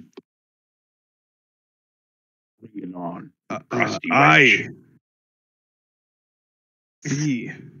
So you're saying yes. Yes. Okay. As you say yes, instantaneous chills fill the room and fill your veins. I mean, I guzzled my. Make me a Constitution save, Dent. Constitution. Correct. Oh, that's a good one. I'm gonna throw Flash of Genius on him for 5 more. I don't know if it'll help, but that is a reaction, right? Yeah. Okay. So 5 more. Yeah. Okay. Mark that's being used. I did. Dent. Let me read. Do I get any kind of advantage on this at all, or no? The icy chills run through your veins, You can feel your arteries harden. You can feel your muscles tighten and harden. You can feel your eyes starting to dry out. There's no more moisture in your mouth. And you guys watch as Dent just pops and instantly is transformed into an ice statue. Is that what all the broken glass is on the ground? Yeah, but your perception roll was pretty shitty. It's like pieces of faces. So Dent is petrified. He is basically an ice statue in front of you. Oh. Did it stop snowing outside? Isn't this what Dudley says? Isn't this what happened to your other friend you were adventuring with before I came to the party? Point. Valens goes, you know what? After I went down there, I saw that statue. I thought that looked kind of out of place. Was that from you guys? That was one of us guys, apparently. Does Valen have the unpetrify spell? I doubt it. Let me look. What is that? Greater Restoration? I don't know. Yeah, I think it is. Greater Restoration. Well, if you were dead, she could animate you. Let me read it, see if it tells me what. She probably came across Meepo with like a little scratch on his leg, and she's like, oh, I might as well just put the mercy blow on it. Raise him back up.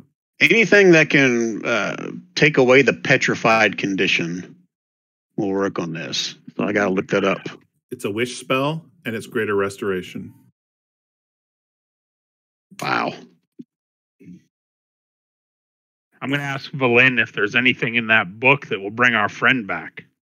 Actually, I think we got a potion of Greater Restoration, or a scroll, but we didn't know what to do with it. We used them all. We had 3, and we used them all to take the Chardalyn curse off of those weapons. Ah, that's right. All of them? Yep. No, Valen does not have anything that's going to help him. All right. And she pours through the book and can find nothing in there of a greater restoration or anything like a wish. Oh, Dent. Well, he will be the statue. Well, I hope no one comes around and shatters him to... Are you going to go try now, Bavon? What's that? Are you going to go try now? Try what? The curse? Well, only one can receive the blessing, but that's true. Dent didn't receive it, so I don't know what the DC is. It's higher than 12. Yep. Well, maybe that's what. Maybe I'll get something from that I could save him.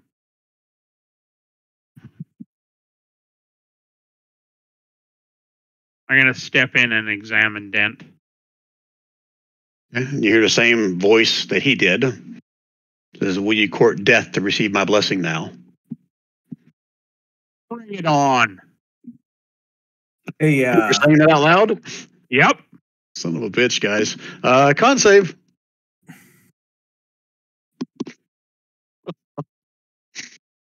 With the flash, he's got that inspiration thing too, and a flash of genius. So there's another 5 on there. Stefan, you have to announce that before he makes the save. Yeah. Either way, I'm 22. Yeah, you got a 22. Yeah, because you can still do your reaction as you feel the ice starting to kind of go through your veins, and your eyes become as cold as ice. You can still feel the ice going through your veins, but strangely or oddly enough, it seems to unaffect you. Like the cold is now your friend. You also have like an inkling in the back of your mind of something you didn't know that you possessed. For some reason, you now understand how to cast the spell known as Cone of Cold. Cool. So let me actually put this blessing in chat for you so you get the whole thing of what you get when you succeed. Well, that's better than just being immune to brain freeze when you eat ice cream really fast. Still going for a Slurpee.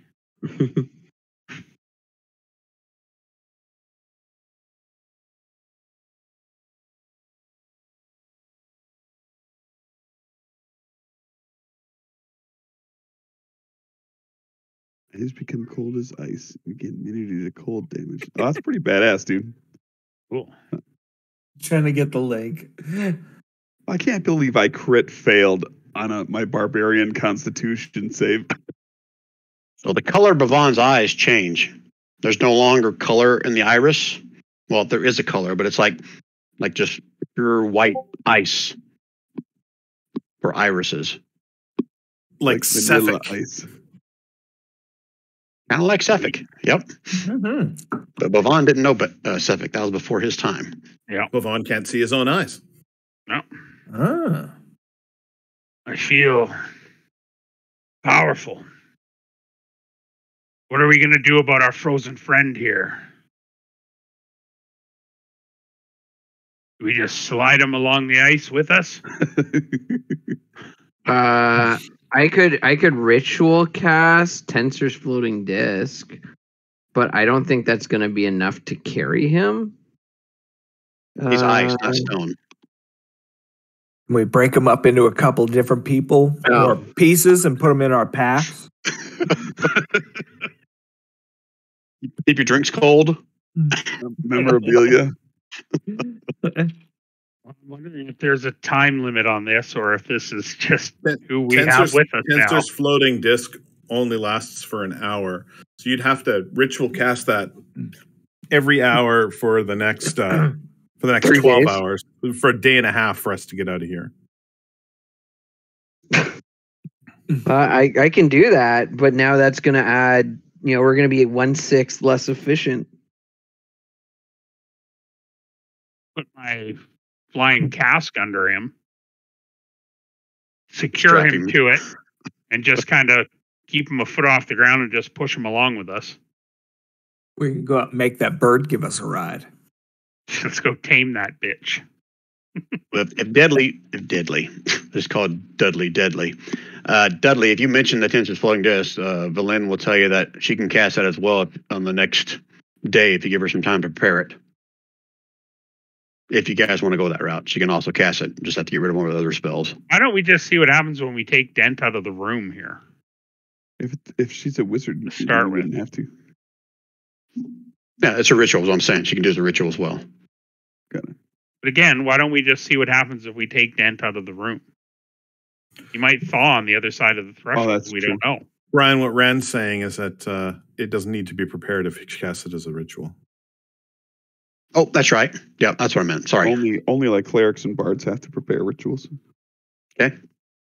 Druids. All right. So share with you, Dudley, that she can cast that as a ritual as well, anytime. But I heard someone say something about wanting to pull or drag Dent out of the room. Is that what you want to do? Who's we doing should that? probably start that way. Bavon said it. I got to step away for a moment. Wouldn't we put them on a disc, though? That way we wouldn't have to actually pick them up or anything. That's Is you guys' anybody else call. doing this thing? What? So do we know if it worked? Like, can we see a window outside to see if it like stops snowing, or am See I if what getting this worked? whole thing? I thought we are trying to do her test to end the winter. Rand was Then- under the mistaken impression that if he gave himself up to be petrified, that the winter would stop. Or Okay. if I succeeded. That was a pretty big leap of faith. There are no windows in here, Dent. Oh, okay. Are Yes. there other... Sorry. Go ahead.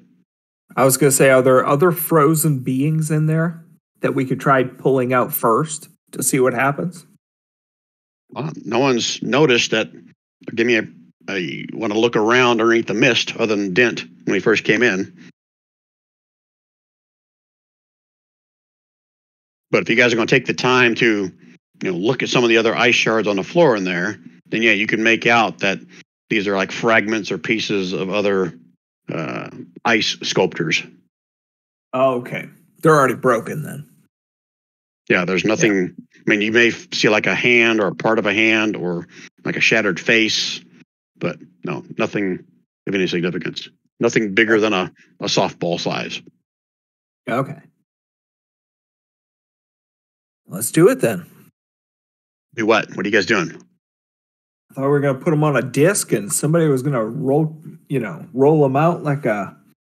Doesn't somebody here have an ambulance experience? Have a what? Ambulance experience. Ambulance experience? The guy's dead. A paramedic would leave him at the scene. Well, Lynn will offer up. She'll cast Tensor's Floating Disc if you guys want to do that. Paramedics don't transfer dead bodies, for the record. Yeah. Okay. I mean, yeah, since you guys have been debating, I've just been working on the ritual for that. Okay. So after 10 minutes, Dudley can form that. And you guys can, at least 2 or 3 of you, without any kind of checks, can pick up Dent and put him on the disc if you want. Okay, let's do that.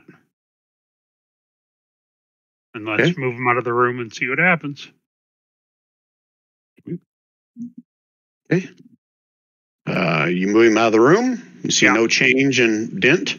He's still an ice sculpture. Well, worst case scenario, let's work our way back to our exit, guys. Yeah. And at the first chance, getting them up the stairs. Yeah. Be careful on the stairs. The Tensor's Floating Disc doesn't go vertically.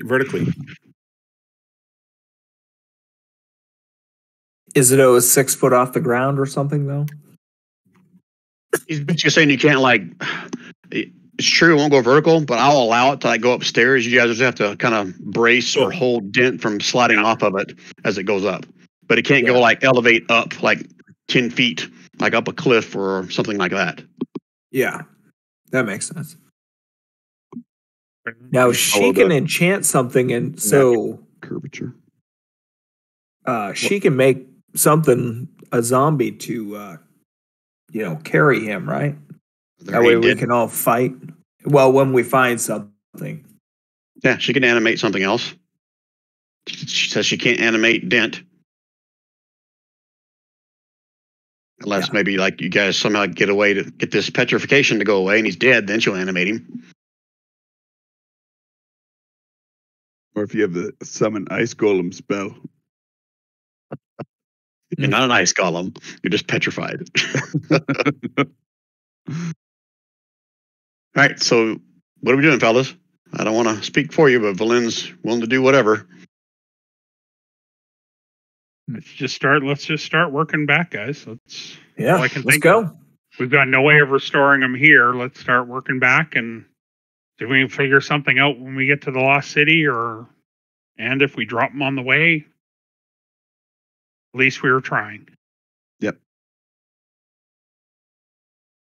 What's our movement going to be? Well, so everyone's leaving the room, right? What's that? Everyone is leaving the room, right? Yes. Yeah. Yep. Okay. So as you guys exit this upper corridor up here, you guys see standing in the middle of the room is the first form of Oral. As you guys all approach, I don't know if you guys are attacking or what you're doing, but she basically starts speaking to you guys in your minds. Her lips don't move. She doesn't have lips. She has a owl beak, basically. Did we move up, Brian? You guys didn't, but I assumed you did. That's why I'm kind of theater of the mind this one a little bit. Yeah. We're going to have to move up regardless, so. Okay. But she basically speaks into each of your minds. I don't have her on the map, but she's basically right there next to Akuma. Says, go forth, secure this Netherese Mythalar and bring it to me. Each of you shall be rewarded based upon your deeds. I see one of you have received my blessing, the other not so much. Can you restore our friend? It will make it much more likely we can retrieve the Mythalar. Maybe, but it matters not to me. We can get. If not you, then another of my choosing will do my bidding. What would it take to convince you to restore our friend? You bring the Mythalar to me. Can we work on some kind of credit? She does just kind of chuckle, but doesn't respond to that. A couple more moments pass. She's still speaking into your minds, all of you. She says, I see into your hearts. I know that some of you betray me, and I will not tolerate that in the end. But I welcome anyone so bold as to challenge my power and authority.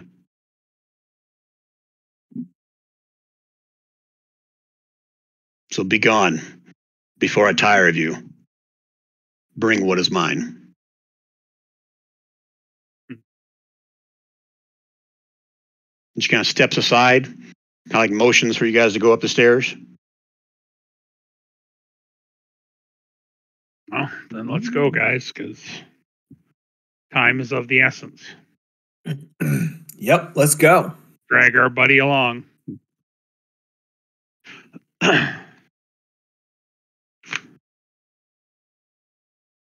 right, so to save me from moving you guys from map to map, is it your intention just to go up and leave? Yeah. Grimskala? Are you going to take the southern route?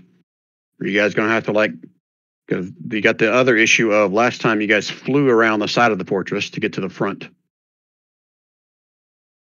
Yeah, I didn't think we had the option to go south, did we? Well, because remember, you came from the north, but then you guys had to, everyone figured out a way to fly. I think Valin turned into a giant owl, as I recall, or a giant eagle. And you guys flew around to the front side because that was where the entrance was. Mm-hmm. So you guys are on the south side. Here, let me do it this way. So if you guys, here, I'll just shift click. So on this map, this is the south-facing fortress, and you guys went in through this entrance right here. But you guys approached from the opposite side of this, the way it's shown on the north side. And where this party token is, you guys basically went around this side of the fortress, flying or hovering or whatever, to get to this opening. So my question for you is, Valin, through this conversation with Engajuk, back and forth was back where she originally dropped you guys off. So that's on the north side of this tower, north side of the island. Or do you guys want to change that up and head south? Does that make sense? Mm-hmm. I think we should head south and contact Engajuk again and have her meet us there, like we had talked about inside. But it was after we had already summoned her, so why don't we head to the south? Because it's the only way. I don't think we can get Dent around and then down that cliff. Is that what you guys want to do? Does that work, guys? That works for me. All right, so send it one more time, Engajuk, and tell her to change her pickup point to the south part of the island. Yeah. Promise her many squid. Okay, so get rid of some more mana points from her. All right, she's getting pretty low now, guys. Meta knowledge, she only has 6 left. And again, she closed her eyes as you send the message. Opens her eyes back up and tells you that Engajuk has agreed, and she will circle near where there are docks on the south side of the island. Okay? We'll traversing a bunch of stairs. Here's what I want. I want one just to get out of Grimskala. See if you can keep from dropping Dent. So with advantage, one person with advantage, or one person with advantage. You guys choose. That's probably your best bet, unless 2 of you guys want to roll separately. I imagine. What's the roll for? Acrobatics? It's going to be a strength. There's no acrobatics. It's going to be a strength check to hold Dent in place as the tension disc goes up the stairs. I think Dent's our strongest guy, so yeah, whoever's our second strongest. Mine's not great. Mine's less than great. I think our strong man is currently turned to ice, so I don't care if it's less than great. You guys are talking openly about this. I mean, Valen tells you that she's very limited on her mana. She said she can change into polymorph into something much stronger, but then she's pretty much going to be tapped. Won't be able to send any more sending messages or cast any more spells. If you need her to... Go ahead. In her present form, she's stronger than I am. You sure about that? I've got an 8. Oh, she's got a 10. Yeah. And I'm a 12, so... I'm a 10. Let's go. Okay, I'll roll the first one with advantage. Is that okay, guys? Yeah, go for it. Yeah, absolutely. There you go. All right, so you can make your way out of the tower. And now you've got this long staircase to traverse down. This is like something out of a Chris Farley movie with you trying to climb on deck and use them like a toboggan down the hill. I know, that's what I was thinking too. Just cool runnings. Dent would go for that. Yeah. No, then he'd smash and then we'd just have pieces of Dent. I need 3 more strength saves to make your way down the staircase. And I just normal? keep rolling. I'm still the highest. Yeah, with advantage. Everyone's helping, I'm imagine, so I'm okay with that. Yeah. DC 10. How many? 3 you said? 2 more. Yep. Oh! Dent goes. Okay, Dent. This is you now. Roll me a. Oh man, I want to do this. I'm gonna be open about it. What I'm doing. Hey, that's a saving throw. Can you flash of genius? Oh. I was rolling saving throw. So can I do a flash of genius? Throw 5 more on it? Is it for a save or yeah? Technically should have been a check, not a save. Ooh. Yeah. You still have those left? How many of those you have left? I have 2 more. I get 5. Okay. All right. So the second one you pass. Got 1 more to do. Yep, I've got. There you go. All right. I was going to say, you guys able to get him down the stairs. All right. So let me switch maps. This is more for me than it is for you guys. I think you guys have seen this one before, but I'm going to switch to the island, which some of this will be meta knowledge.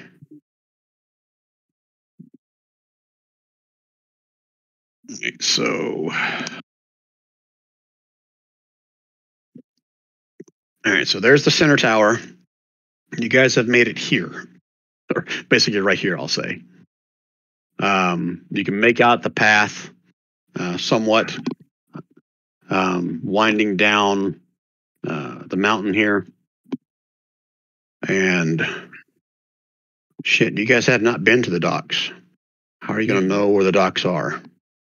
Because they're south of us. We're going to follow the path.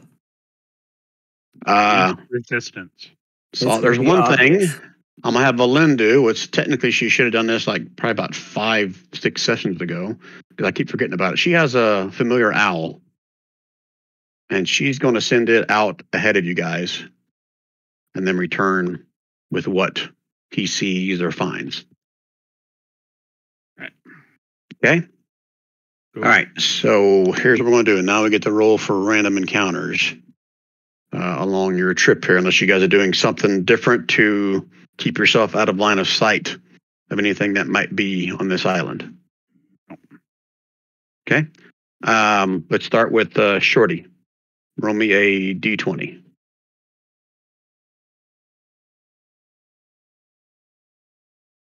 Okay, good to know. So I'll say it's going to be, what I say, it's like a day and a half, no, a day's travel.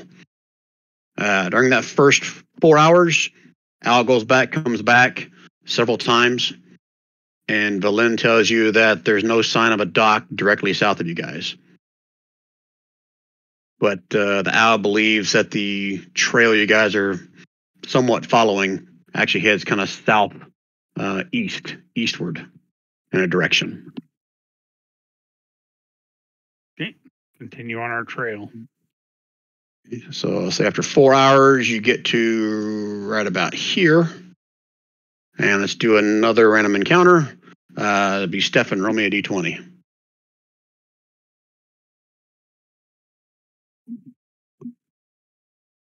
Coming right up.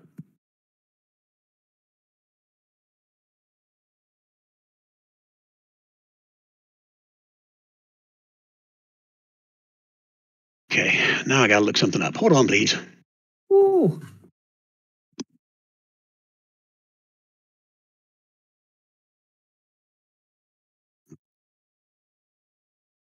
Thought I had this open. There it is. And from that vantage point where you are now, the trail does kind of start heading southeast from this vantage point where you guys are now. However, I got to get the right thing open for what a 14 equals. I think it says dent is instantly cured. The 14, wasn't it? I think so.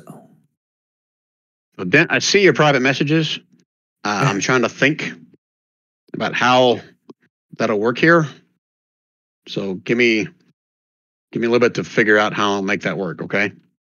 All right. Yeah, no problem. Don't worry, man. I've got Shatter. I won't let you fall into enemy hands.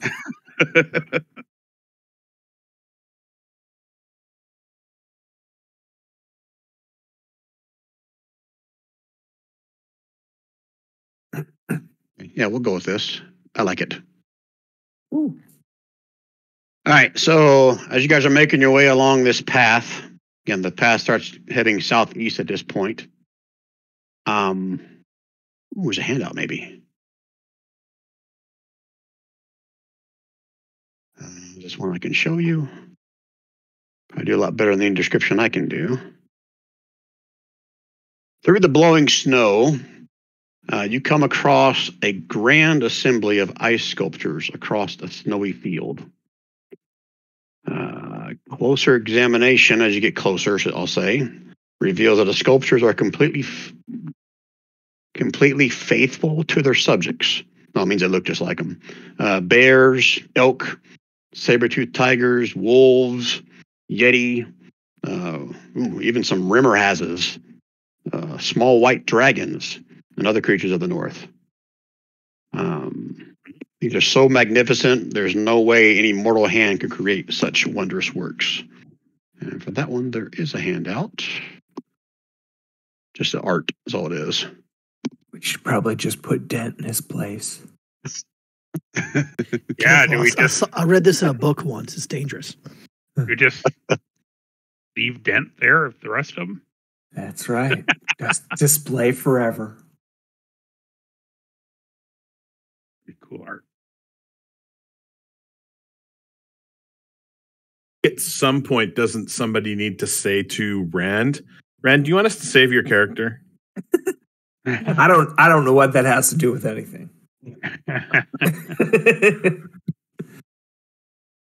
No, I mean, I think leaving him here and then he does have a chance to come back, right? I think that he might have been better off like sheltered from the wind and stuff inside the tower.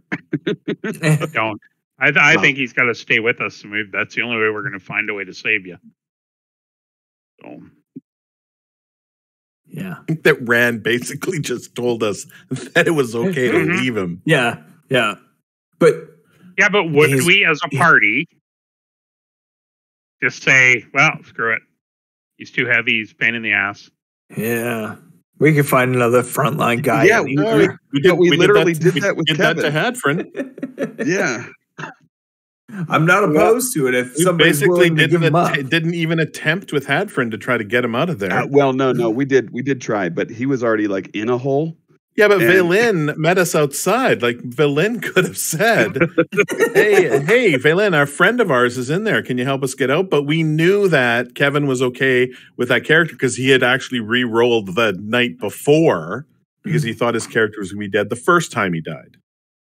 Well, what's funny is as soon as our party gets the things needed to go get our friend Hadfrin back to life, we all use it to do weapons or something.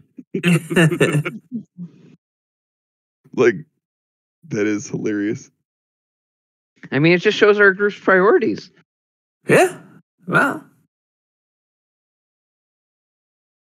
Worth it, because now a couple of you guys have whips that you never use that aren't cursed.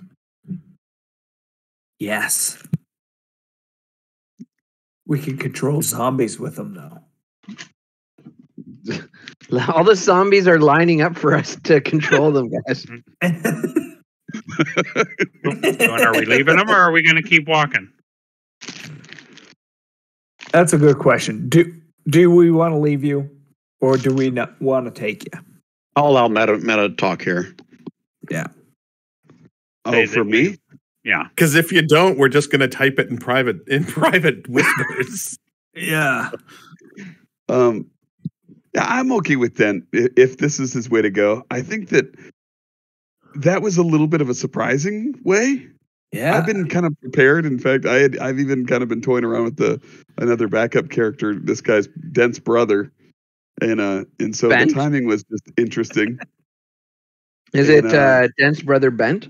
It is Dent's brother Bent. How did you know? Just a guess. Yes. So, the timing actually worked out to where it was interesting, but I still can't believe I rolled a 1 on the saving throw that was instant. Well, I can tell you guys now, because I don't think you're going back, but it was a 21 DC. Oh, so it wasn't like I just needed a 10 or something. Okay. Holy crap. I can't believe Bavon made it then. That's insane. Well, if it wasn't for his Flash of Genius, I wouldn't have done it. Oh my God. You had 2 ice sculptures in front of you.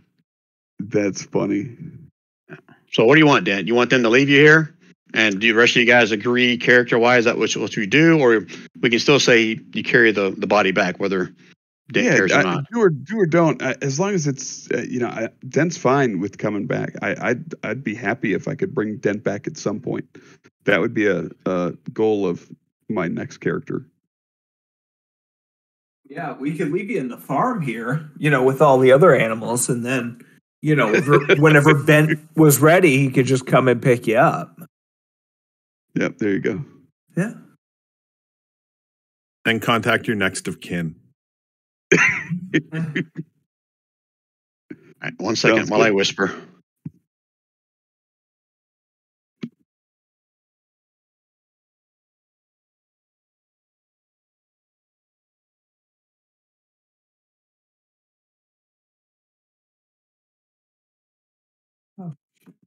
So you guys going to bring him or not? Well, now that we know that. Just shove him down the stairs. Just kidding. Yeah, we'll just leave him in the room with the walrus guy. Are you going to go back up the stairs? No. If anything, we're going to leave him in this garden of statues. But I don't know. I would think that we would have taken him with him, but that's the party rule. So, well, I think that we should lean him up in some suggestive position against one of these elk. Actually, is what I think we should be doing. Or a goat. A goat would be even better. Mounting a goat. Yeah. So if they're all they really like you. It would be fun. So we're only doing this to make sure that Bent actually does come get you for family's sake and honor. Well, meta-wise, Bent's going to show up whether you guys bring Dent's body back or leave him here. I've got a way to bring him in. Leave him here. Leave him in the Garden of Eden here. Is that a group decision? You guys all good with that? Anyone opposed? Nope. Let's go. Including Dent, you're okay with that? Okay. Yep. You guys leave Dent however you choose. Maybe he's right behind a goat. Maybe the goat's, got his face in Dent's crotch. I don't know what you guys want to do, but yeah. He's just helping him over the fence. He's what? He's helping him over the fence. Head got stuck. The goat's stuck in the fence? Yeah, okay. Yep. I got it. Yep. Someone going to put that picture up on Discord soon, I imagine. All right, Dan. So your body is left here with the ice sculptures on the island of Solstice, the home of Auril, former home of the Frost Giants. Grims. All right. So you got about another, I'll say another 4 hours to reach the dock as the bird keeps coming back and tells you need to go ahead in this direction. That's where the trail is heading. Right. So Shorty who did the last one? They got the 14? That was Stefan. So Dent, even though you're not here, you're here in spirit. Roll me a d20 for another possible encounter. Low number. That was good. All right, you guys finally make your way, and with the bird kind of traveling back and forth, you guys can start seeing through the mist the edges of the island right about here on the map. I have to do a shift click maybe. Here, I'll move the party token. How about that, Brian?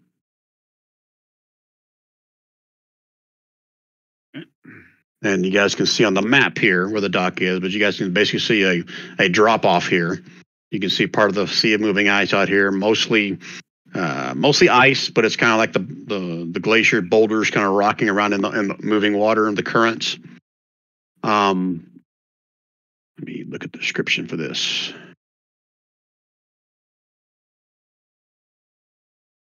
As you get closer, you can see that there are giant stairs that lead down to a mostly frozen over but dilapidated dock. No need for a perception check. Frost giants fashioned this dock out of ice and built it to endure. Yet sections of it have broken away and falling into the sea. Each one of these steps are huge, so it's going to require some kind of a climbing check to get down each step to reach the dock, unless some of you guys have flying, so it won't be a problem for you guys. But if you have climbing gear, which I believe some of you guys do, there's no need for checks. You guys can make your way down the stairs to the dock, assuming that's where you're going. Is that true? Yeah. Yes. Yep. I mean, someone does have climbing gear, right? And it wasn't the frozen form of Dent? I've got a Dungeoneer's pack or something. I believe it comes with like a 50-foot or 100-foot of rope and pitons. Yeah, long as it's got climbing gear and they're not pitons, that's different. But regardless, I'll say you guys have it. Someone has it.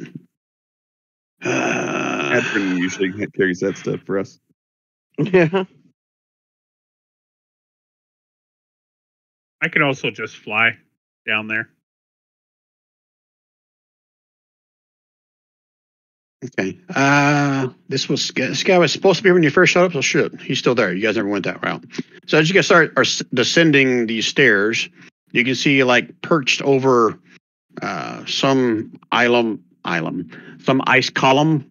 Now down near the dock is a single ice mephit. They just kind of greet you as you approach, kind of one hand up, like non-threatening. But doesn't say anything. He's probably about 10 foot in the air, just perched on top of this ice column or pole. Because as you look out beyond the dock, you can just see the roiling, moving sea of ice. You need a perception roll if you want. No, screw it. After several minutes, you don't see any signs of Angajuk. You're going to have to sit and wait, probably, for her to arrive, whenever that may be. Okay. Anything else you guys want to do while you're waiting? What's the how far away we're from the ice mephit? Well, What you is tell me. ice I'm mephit? assuming you're down the dock at this point. Yeah. So it's like Oh. one of the posts for the dock? Yeah, it's out on one of the broken. You can't quite walk to where he is because that part of the dock is broken off. So it's kind of like one of the leftover columns that went into the water is what he's basically standing on. If that makes sense. Gotcha, yeah. So I'll say he's probably about 30 feet from you guys. Kind of looks out into the ocean every once in a while and then turns toward you guys, but doesn't say anything. So if you guys are not going to strike up a conversation, I'm going to, you speak, I'll say little hi to him. creature. turns his head towards you, Bhavan. I think he only speaks a certain. Yeah, he starts speaking. I don't think any of you guys, I'll just say meta knowledge. No one speaks Aquan or Aran, do they? I do. You do? No shit? Or is that some kind of like Universal all speech. languages bullshit? Universal speech. Okay. All right. So yeah, he starts speaking in a tongue that no one else understands, evidently. But I will talk to him. So he didn't understand what Bhavan said. He basically just says something like, "What are you saying, stupid human?" Are you going to have a conversation with him? I am. Stefan? Yeah. Okay. What are you saying? I'm going to say, hey, we're just some simple humans. What can you tell me? What do you know? Well, I know you weren't supposed to come this way. This is only in a conversation between Stefan and him because he can't speak common. Because normally I'm here to guide people towards her. He kind of motions towards the fortress you guys came from. So where are you guys coming from? This makes no sense. We're actually looking to leave now. We're all done. Did Frost Maiden give you her blessing? She sure did. She told us that all our creatures were going to help us as well. He glances back over towards Bhavan again. And he kind of just looks at you for a second, Bhavan, like he's registering something, and he just kind of nods at you. Okay, I nod back. Whatever. You're here. There's no ships here, obviously. How you getting home? We're waiting on the whale. Have you seen the whale? You're waiting on the whale? What whale? The whale with the power. He kind of leans in as he asks that question. Uber. It's an Uber whale. You tell you that I haven't seen the whale around here in a while. So usually Iskra tries to get a piece of him, but she always seems to get away. Yeah. Well, I guess we'll have to keep Iskra unaware of her, huh? How do we do that? He kind of chuckles, says, "You don't. Just be lucky if she doesn't eat you instead." All right. So this is where she's going to pick us up, though, right? There's no other dock. No, this is the only dock. Okay. Well, that's good to know. So how long before when she surfaces do we have before Iskra is going to show up? You don't know when the bird leaves, do you?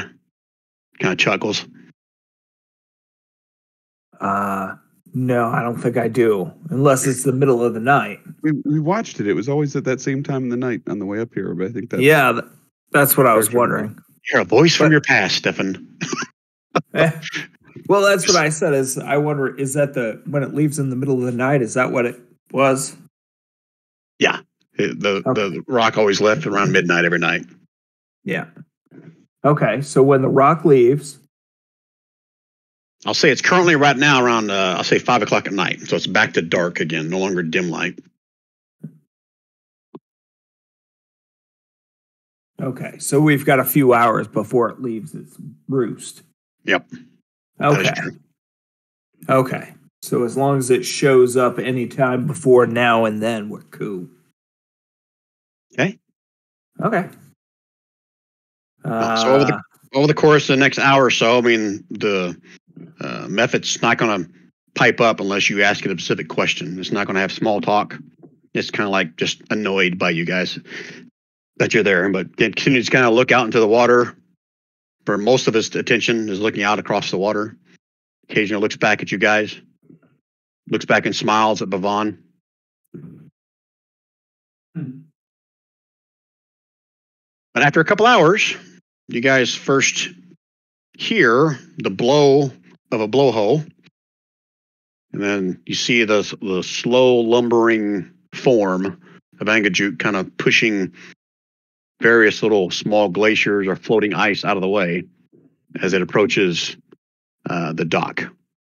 And you guys see as she, I guess, breaks the water, the bubble kind of forces itself up and then disappears as it comes to the surface. and you guys can see there's already a passenger upon Angajuk's back. So, Rand, I'll let you describe what they see. Okay, I was still waiting for you to open up a character sheet for me. Oh, I thought you already created him. I haven't created him yet? I got him in D&D Beyond. He's all done. I'll just go off that one for right now. Well, you can upload him here, can't you? Then I'll give you access to it. I think so. I don't know how to do it. So I figured in between sessions or whatever I can. Oh, you figure out how to roll into Roll20 with your character sheet? Oh, I did figure that out. Yeah. So do that for now, and then between now and next session, we'll figure out how to get him into the campaign. I'm sorry, I thought you made him up like last night or a couple days ago. Sorry, I did, but I just hadn't put him in your campaign yet because I didn't have a token. I should have probably deleted one of the other ones that's in there, like Dagned. Well, regardless, go ahead and describe to the rest of the group what they see as Angajuk breaks the surface of the water. On Angajuk's back is like a damn near the spitting image of old Dent. This is like that Oktoberfest movie or whatever it was. Do you know the movie I'm talking about? Beer Fest. Is this like Beer Fest? I don't think I've seen that movie. You gotta watch Beer Fest because the brother dies and then the twin brother shows up and says, "You know what? Just call me by the name of my brother. It's easier." Can't believe anyone remembers that freaking movie. I was sorry, Brian. I wasn't this prepared yet. I don't. You have a description of him? Other than he looks like Dent. I mean, he's got a hand axe, and some battle axe in his hand. He looks like a warrior. He's stocky. He's got a shield. He's on Angajuk's back and looks like he's got purpose to him. He's looking for his brother. You can see it in his eyes from this far away. You saw my DM about how he got here, right? No, I did not. Are you not seeing private messages from me anymore? Gosh darn it. Remember, this happened before. I don't get any private messages from anyone. Okay, well, let me share with everybody what I've been sending you for like the past half hour. You could just copy it, Brian, and put it in the in Discord. That's okay. I can wing this. So Bent was on a ship in the sea moving ice when they hit an iceberg, and they were basically stuck at sea while the rest of his crew basically froze to death. And he was the last one to survive when Angajuk arrived. And for whatever reason, she befriended the poor, unfortunate soul of a dwarf and offered to take him somewhere where he may be a little bit more comfortable. So he has now been on her back for, I'll say, the past 4 to 6 hours.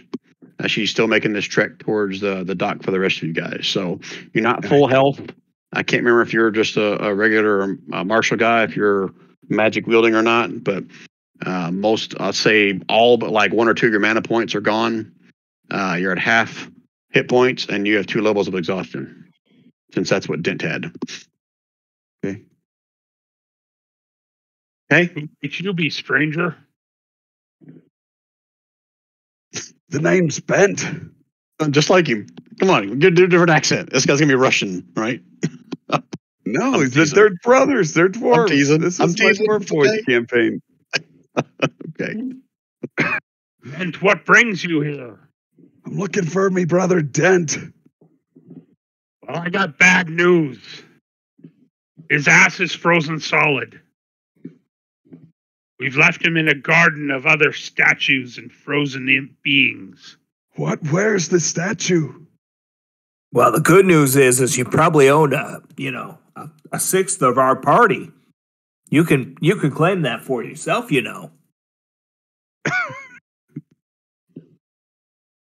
He's 6 hours west of here. Is it really 6 hours? Wow. 4 to Probably 6 hours. closer to 4, but yeah. I must go see him. It's about 6 o'clock at night.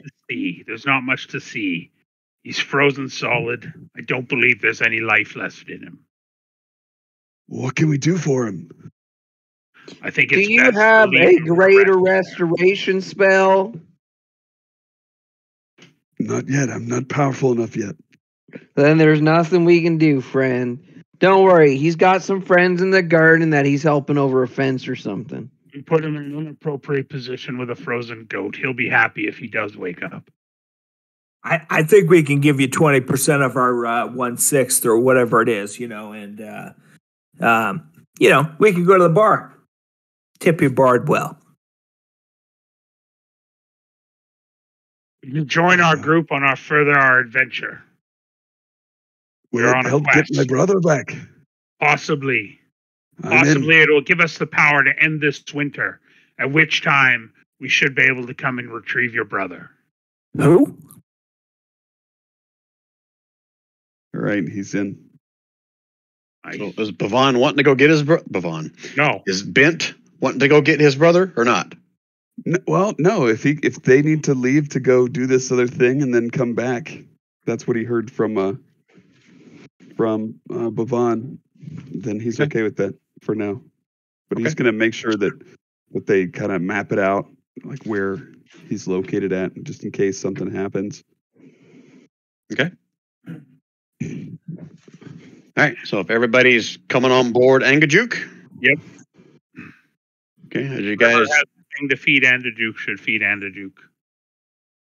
you guys still have that thing that you blow and octopus show up? Yeah. Okay. The octopi. Sure do. So as you guys all board Angajuk's back and she starts to go below the surface, the lone ice mebbit just sitting there on his perch kind of just waves at you guys nonchalantly as you leave. Big grin on his face. Oh, he's straight up snitching. We should have blasted him. All right. So my question for you guys is going to be about the same amount of time to go back to the mainland as it was the first time. She will drop you off at that little spot again. My only question is whether or not you guys want to role play or do anything else or investigate that room that you didn't look at last time. Otherwise, we'll kind of hand wave that you guys make it back to the shoreline of the mainland. Yeah. Let's just do that. Do we recover exhaustion along the way? Yeah, you'll have enough time for because she'll have to stop just like last time. So you guys will get one more long rest in within the little hideout under the water where you stayed at last time. And the second day, she'll pick you guys up and bring you back to the mainland. Sweet. So remove one more level of exhaustion. You guys get all of your mana and your health back. Half of your hit dice come back. I guess technically you would have got that for your last long rest as well. So by this point, you should have all of them back. Okay. All right. Let's switch to the big map here.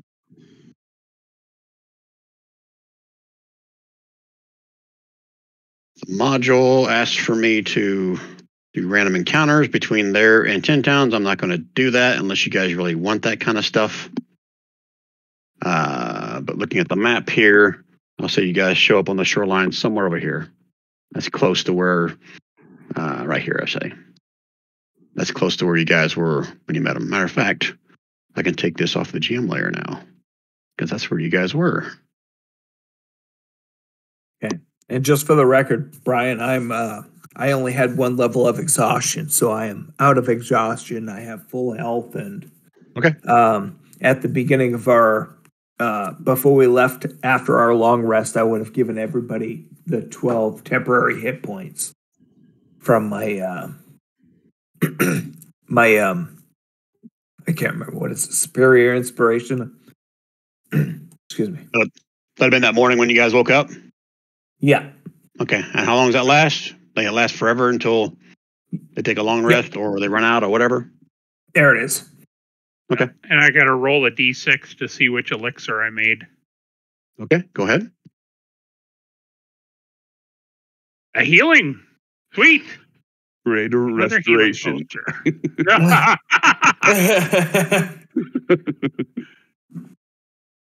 And now it's your day and a half away.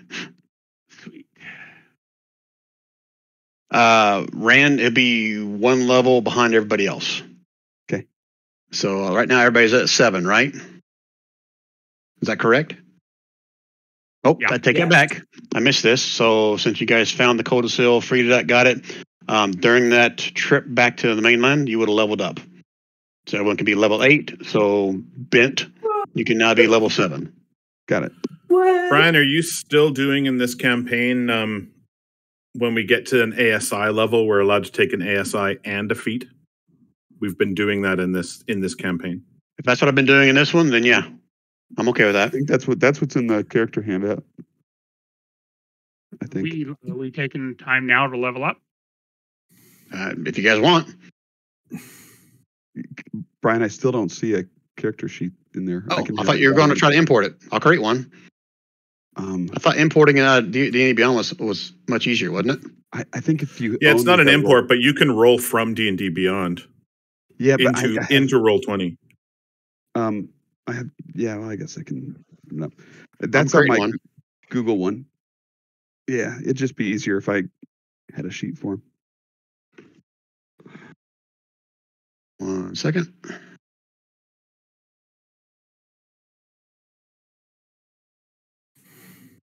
Dent was going to get 2 more Constitution and that power critical feat because that looked badass.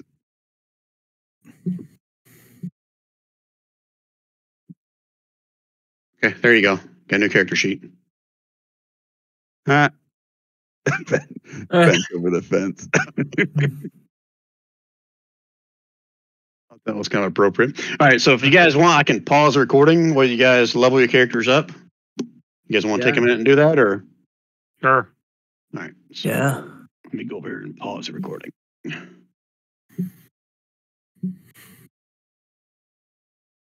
All right, so the course of the next 2 or 3 days, you guys make your way from the Sea of Moving Ice where Angajuk picked you up. You guys would have hunted some wolves. Bolin would have animated those wolves and then carried you the rest of the way or led you the rest of the way to Bryn Shander. Back in Bryn Shander, you guys have a few days to kind of rest, resupply, whatever. Bolin tells you it's going to be at least a week's journey, if not longer, to reach the Righead Glacier. If you guys are on this map right now, you may want to zoom out because let me do a shift click first. You guys are in Bryn Shander right now. Okay. And the spot where she says you have to travel to is way the hell up here. Let me do another shift click as soon as I get there on the map. Did the shift click not do anything? Wow. Well, so right there is where Shorty and Stefan and Dent are almost halfway there already on the map. Well, you're still carrying Dent around, right? We're cruising. Okay. No, That's Dent's spirit. That's Dent's spirit. Bent. It's going to be so easy. All right. So that particular one is Dent. It says it right underneath his picture. I think I'm putting my new picture on there in a second. Okay. So if you guys want, assuming that you would share some of what you're about to take on, whatever, then the townsfolk that are remaining, I think the mayor of Bryn Shander is still alive here. He'll be able to procure like some more axe beaks if you guys want. Each of you guys can have your own mount to head up there. Berlin will take an axe beak and a sled. So she'll have the axe beak actually pull a sled in case you guys need to bring anything back from the lost city of Ithrin. Whether or not you guys want to do that or not, that's your call. But that's what she wants to do. So, Don, again, I ask, did you ever want to go in search of that shield guardian that you have the talisman of? Yeah, that's what I was. What's the direction of that? I thought it was a similar direction that we had to go for something. I gotta go read that about what the spec says on that before I can answer. Yeah. Is that in your character sheet? Did I share it with you? I think so. Under appendix, maybe magic items. I'm looking. Hold on. don't see it in there.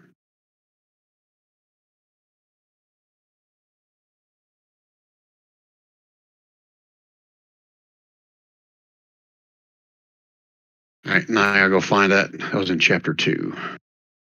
Unless you guys have that somewhere where it says how that detect thing works.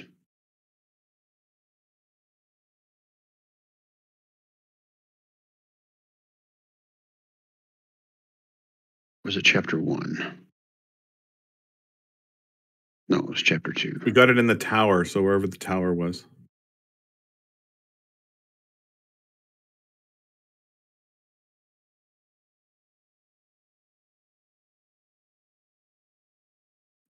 I think I got a new picture. A nude picture? Yeah. No, a new.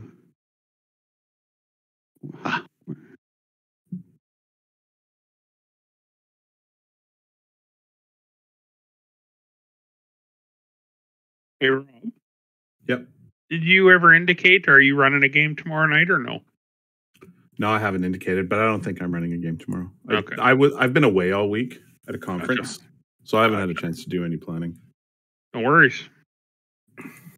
I'll put that in Discord.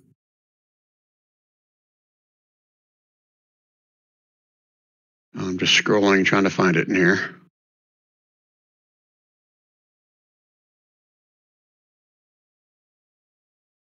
There we go. Master's Amulet. Every shield guardian has an amulet magically linked to it.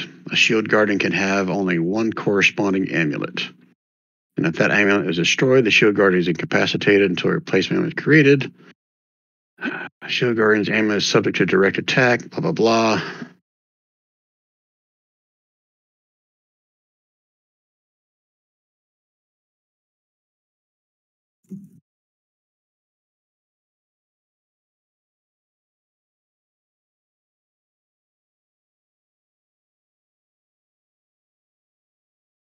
Wow, it doesn't tell me. I thought I read that somewhere. I thought you told us. Yeah, I just don't remember. It must not have been in this Shield Guardian bio.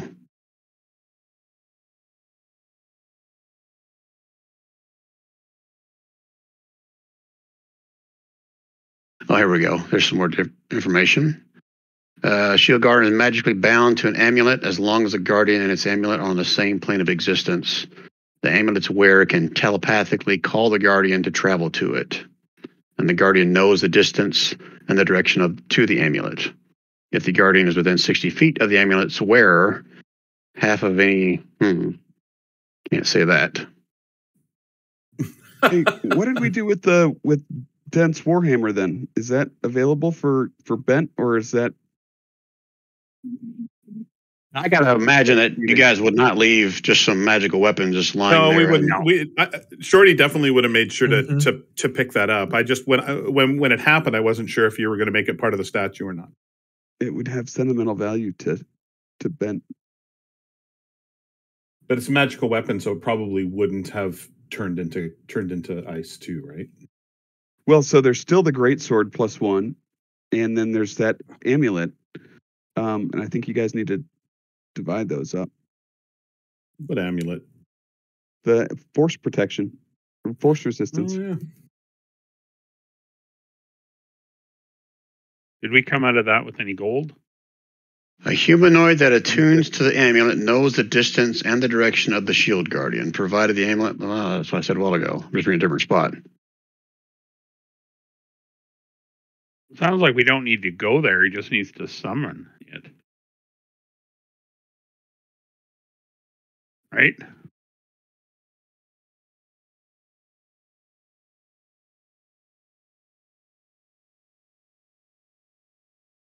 But I believe Stefan already reached out to... I'll just wave my hand because I can't find where I said it. So Stefan earlier attuned to it and figured out the general location of it. And if assuming he would have tried to call to it to come to him, and whether you didn't stay in town long enough or he got no feedback or whatever, you still haven't seen it. And if Stefan chooses to attune to it again, he can try to figure out the general direction of it again. But I don't think you are attuned to it anymore. Is that correct, Stefan? I think you only did it for a little bit to figure out where it was. I think you're right, yeah.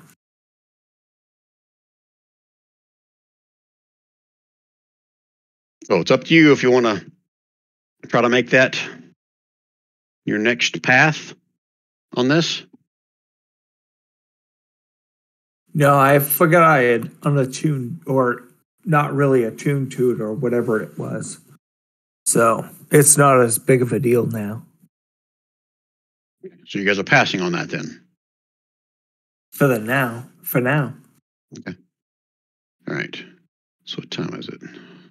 Okay, my clock says we have about 25 more minutes. So, okay, so the module gives you an opportunity to do random encounters between here and the regulations. It's so far away.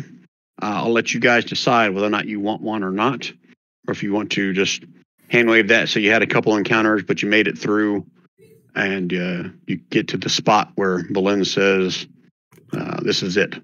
This is where we need to call upon the poem within a book, break open the glacier to go find the lost city of Ithrin. You guys tell me. What do you want? If we do some random encounters, it might be a good way to do the last 25 minutes. Okay. Depends if we can get something out of it. Otherwise, either one I'm good with. So 25 minutes for a combat encounter is not very long. Yeah, No. It's not. So Just a handful of Yetis. yeah, let's hand wave it and let's open the. All right, so let me give you the narrated version of what that would have been, because it may or may not come into play in the storyline. So probably about, Valim would have told you guys you're roughly, I don't know, an hour's away from the Great Glacier. As you guys get closer, you can actually start to see the top of it during the dim part of the day. Some of the weather up here is clearer than it was closer to Tin Towns. You can put two and two together and figure out why that is. But regardless, you can see this gigantic. It's almost like the giant wall from Game of Thrones. I forget what that wall was even called. The Wall of Ice. Yeah. But as you guys get within an hour of that, there's another tribe that waves you guys down, and Dent's no longer with the party. But Bent, is his background as part of the Big Glacier? Or did he get taken away from? No, he would have gone down to Brent Shanders, where he kind of grew up separate, and then he actually made his way down to like Luskin area and things like that.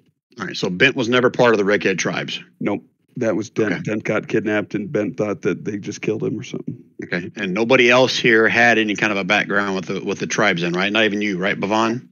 Nope. Okay. All right, so this a band of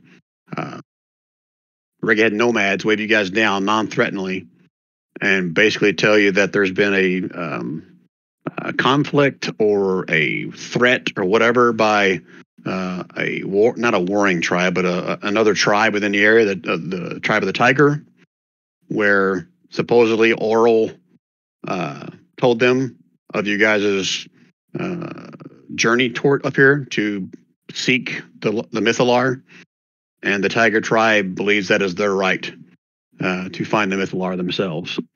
So they basically tell you to keep a watch out. They would offer to bring you to one of their little campsites for the night to kind of stay warm, whatever. And the next day there would be an ambush on you guys from the Tiger tribe as you get closer to the actual, I guess, foot of the Redhead Glacier. Tiger the tribe, there's a leader that has a giant saber-toothed cat.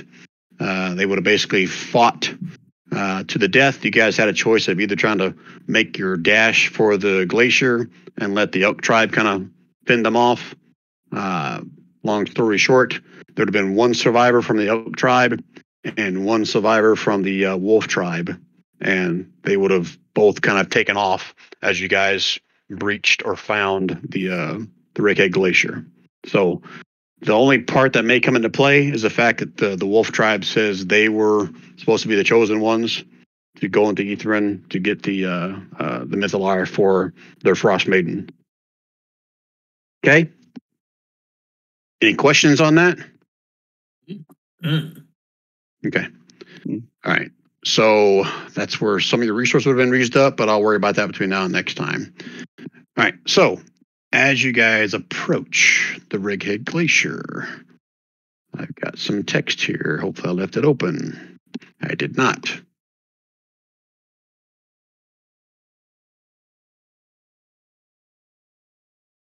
Oh, here they are.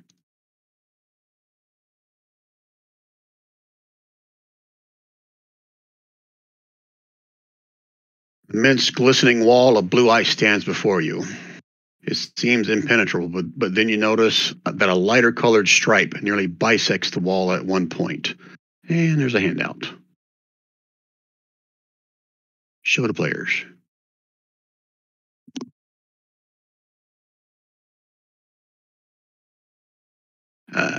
This must be the frozen waterfall Valen spoke of.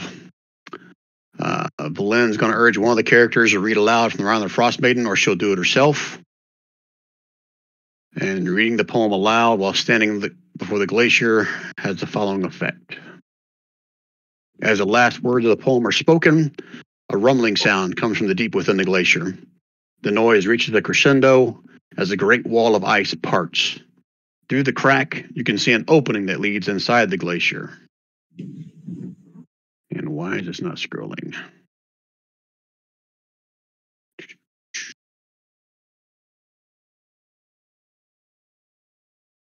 Oh, that's where it cracked. It's kind of cool. Oh, yeah, I guess that picture shows the crack after it did it. Okay, not before. So maybe I gave it away. All right, so as you guys peer into the crack of the glacier,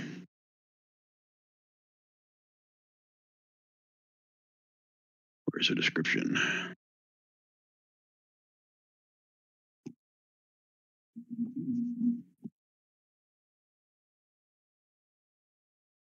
The opening in this ice wall is roughly about 100 feet high, 30 feet wide, and 20 feet deep.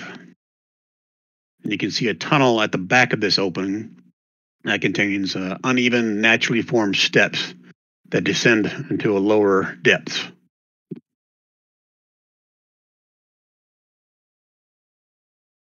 And that's where I can switch you guys over to a new map, unless you got questions before you go in. Not too worried about marching order at this point. We can define that once we get to this map. Well, Bavon's going to go over to Bent and say, just so you know, your brother was very brave and tended to go first. Can we expect the same from you, sir? I'm like me brother in that regard. Excellent. All right, so... Hey, guys, we got another sucker. All right, so this is a big map. So I'm going to do a shift click first. You probably won't see anything until I drop your tokens in here. I'm assuming you guys don't see anything, right? Not yet. I don't see anything. Okay, 1 second. I need to start dropping your tokens in here. 10 gold. Oh shit! I need to give Bent a token, or just drop your sent picture in you there. It's up to you. You can do that too. But I sent you a picture.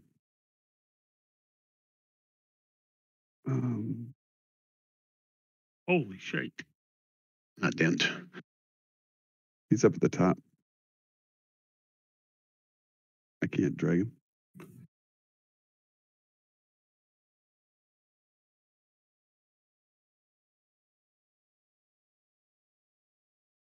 Can we put Dent in the NPC category? Who am I missing? I'm missing somebody. I don't see Dudley. And Brian, I don't have any light source on my thing. No, you don't, because I just picked up your character thing. So 1 second. Brian, you're such a square. No doubt. The character looks pretty cool holding Dent's hammer, though. Nameplate. Let's give you some HP.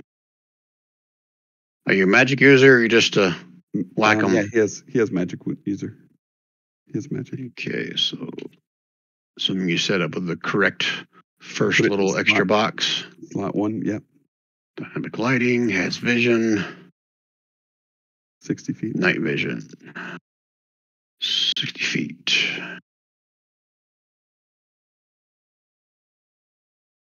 Hey. Okay, so for right now, I just want to assign that to you, and then between now and next, I'll give it an official token. Cool. All right, so assuming, I got to drop Berlin in there. You're such a square bent. That's literally what Gary just said. Do you guys even see the name I first gave his character sheet? Oh, yeah. Called him Bent Over a Fence.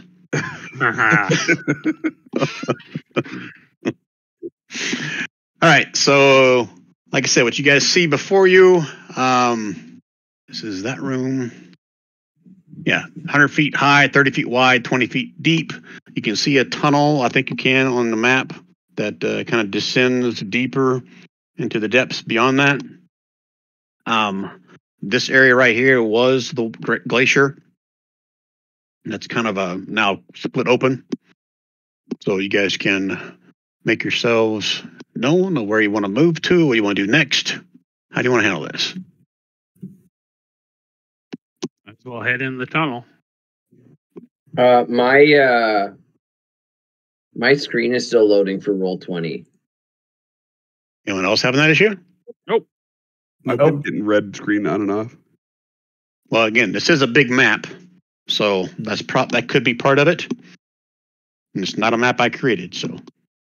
But it even told me whenever I first brought it up here that larger maps sometimes take longer to load. So let's theater of the mind this for those who aren't in yet. Who wants to kind of lead down the tunnel first? The tunnel's only wide enough for a single file to get down there. Bent will take up the mantle. Whatever helps me get me brother back.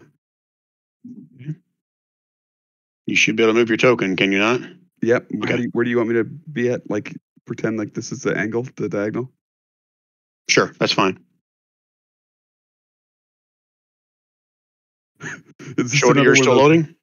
I'll follow you. Is this Oh, no, another one of I those can see reverse- everything. Shorty's just, there's no way he's going first. He'll, Yeah, I'll follow Bent.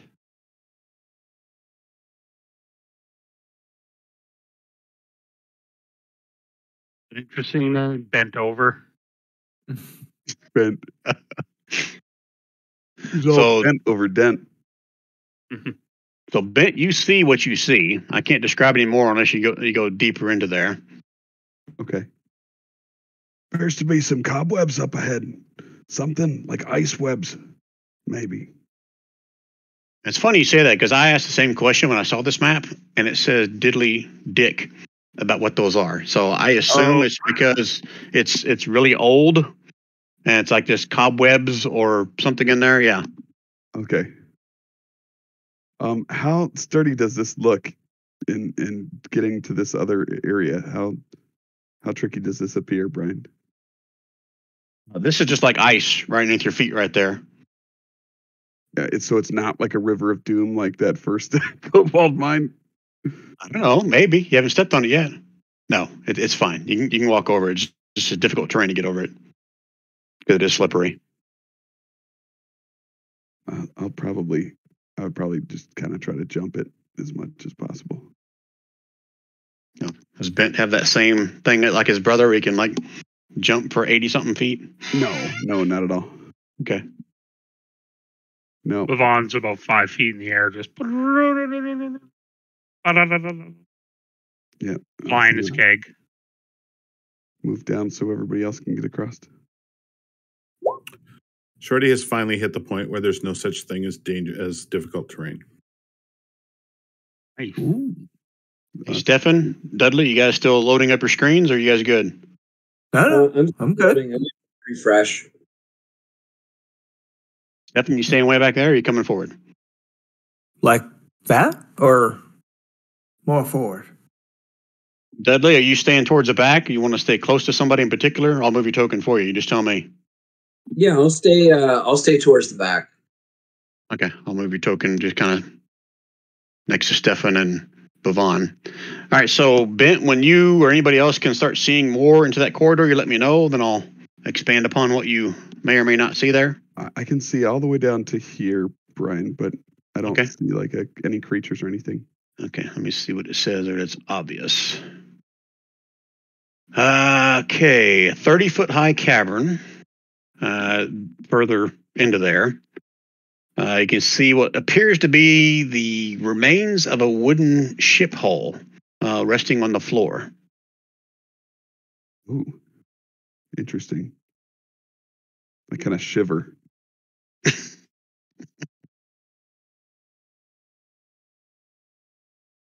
And you can see beyond the ship, like you said, you could see to here, right? Yeah, now it's like over here, but I assume if it's up in the air, maybe not that far. But there appears to be like some kind of a giant step or a drop off or something right here, because you kind of lose sight of it until you see further beyond where something's further down. Oh, so this is lower over here. Yeah. Okay. All right. Do I hear anything? I'm gonna try to like listen, see if I hear any. But specifically listening for like the sounds of enemies or people talking. That You can give me a perception roll, and then I will read to see if you hear anything. Oh. My map is black. Oh, you sound like you're talking into a can, Dudley. Sorry, my map is black. Look in the top left corner. Oh, I'm in it. I see my token. Just I can't see anything around it. Did I not give you? Oh, Dudley doesn't have dark vision, does he? Yeah, but I have devil sight. That reminds me. I've got devil sight now too, so you've got to give me 120 feet of dark vision.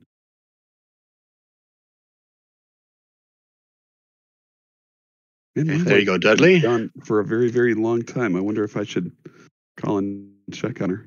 So you now have 120 feet, Shorty? I do, because I took devil sight as my Eldritch Invocation from the Eldritch Adept feat that I took at level 8. Okay, I just updated your tokens. I don't know if it requires you to reload or move or something for it to take effect. Okay. I don't know yet, because I can't, because there's not 120 feet of free of open view yet. So we'll see. All right. So reading if Bent hears anything with a 17 perception roll. Can we turn on TV or no? Okay, I'll get you the Paw Patrol cup. All you hear is like the faint sounds of like water drops dripping somewhere. Okay, just water drops dripping. Mm-hmm. Okay. Yeah, if everybody's with us, I'll keep moving forward. 2, 3. Well, dumb question, but are you like just casually walking down the corridor? Are you trying to be sneaky, stealthy? It's not gonna likely work for me, but just gotta ask. Are we in stealth mode here? Because we're not. Or are we just going for walkies? That's why I'm asking Dent. He's in the lead. Well, that's why I'm asking the party. Are we doing? Do we need to scout what we're doing, or are we just going to sort of move forward and? Well, we should ask Valen if she knows where we're going and if she's been this way before. Dent can try to be stealthy, or if someone else is wanting to go first and kind of scout it out. He doesn't have any way to kind of sneak around scouting things, but he can actively try to be stealthy at least. Well, that's why I was asking, because Shorty can be stealthy if that's what we want. If we want somebody to scout. If Vince being stealthy, he needs to give me a stealth check. And Bavon, if you asked that of Valen before you went in here, she would have kind of laughed and then looked around, and she said, by the looks of this place, no one's been in here in centuries, so I definitely haven't. Kind of got a snotty attitude, I'm just saying. And Bent is just trying to be sneaky, and it turns, and his hammer out of his belt whacks, or something on his belt whacks the side of the hallway and clangs. And Dent is the first one to hear it, but then the rest of you guys hear it echoing as it bounces off the walls. I gotta go get the kids' milk really quick. I'll be right back. I'm about to break for the night, so that's your call. Oh, okay, I can wait. You hear a cackling sound like laughter bouncing off the walls all around you and bouncing up the hallway and out to where even Valen and Shorty are. Yet.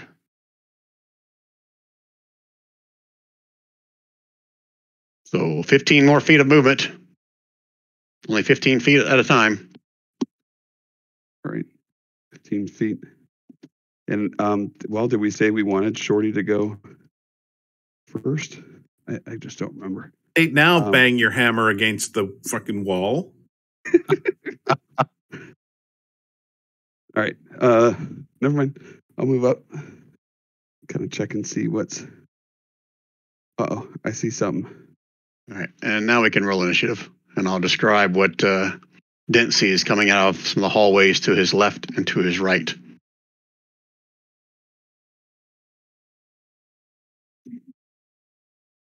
Hey, Dent, you see coming from the hallway to your, I guess to the west and north, these two green-looking skulls wreathed in flame. And that's where the cackling laughter sound comes from. You hear the same thing from behind you in the hallway to the northeast as two more flaming skulls come pouring out of that hallway. Ooh. There's flaming skulls here. So everyone roll initiative, and that's where we'll stop for the night. Oh, shit. Sweet.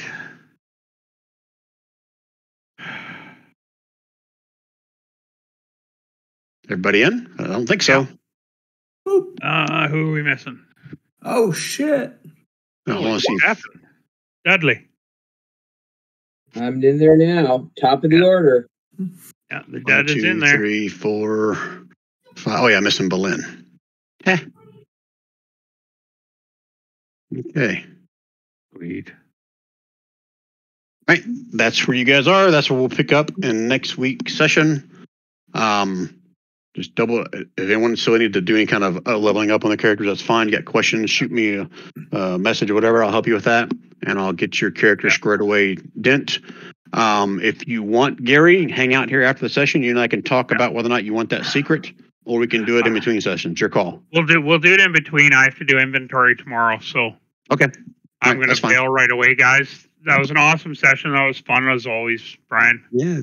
Later, Gary. You guys have a good night, and I'll talk to you later. Good night, Gary. Appreciate it.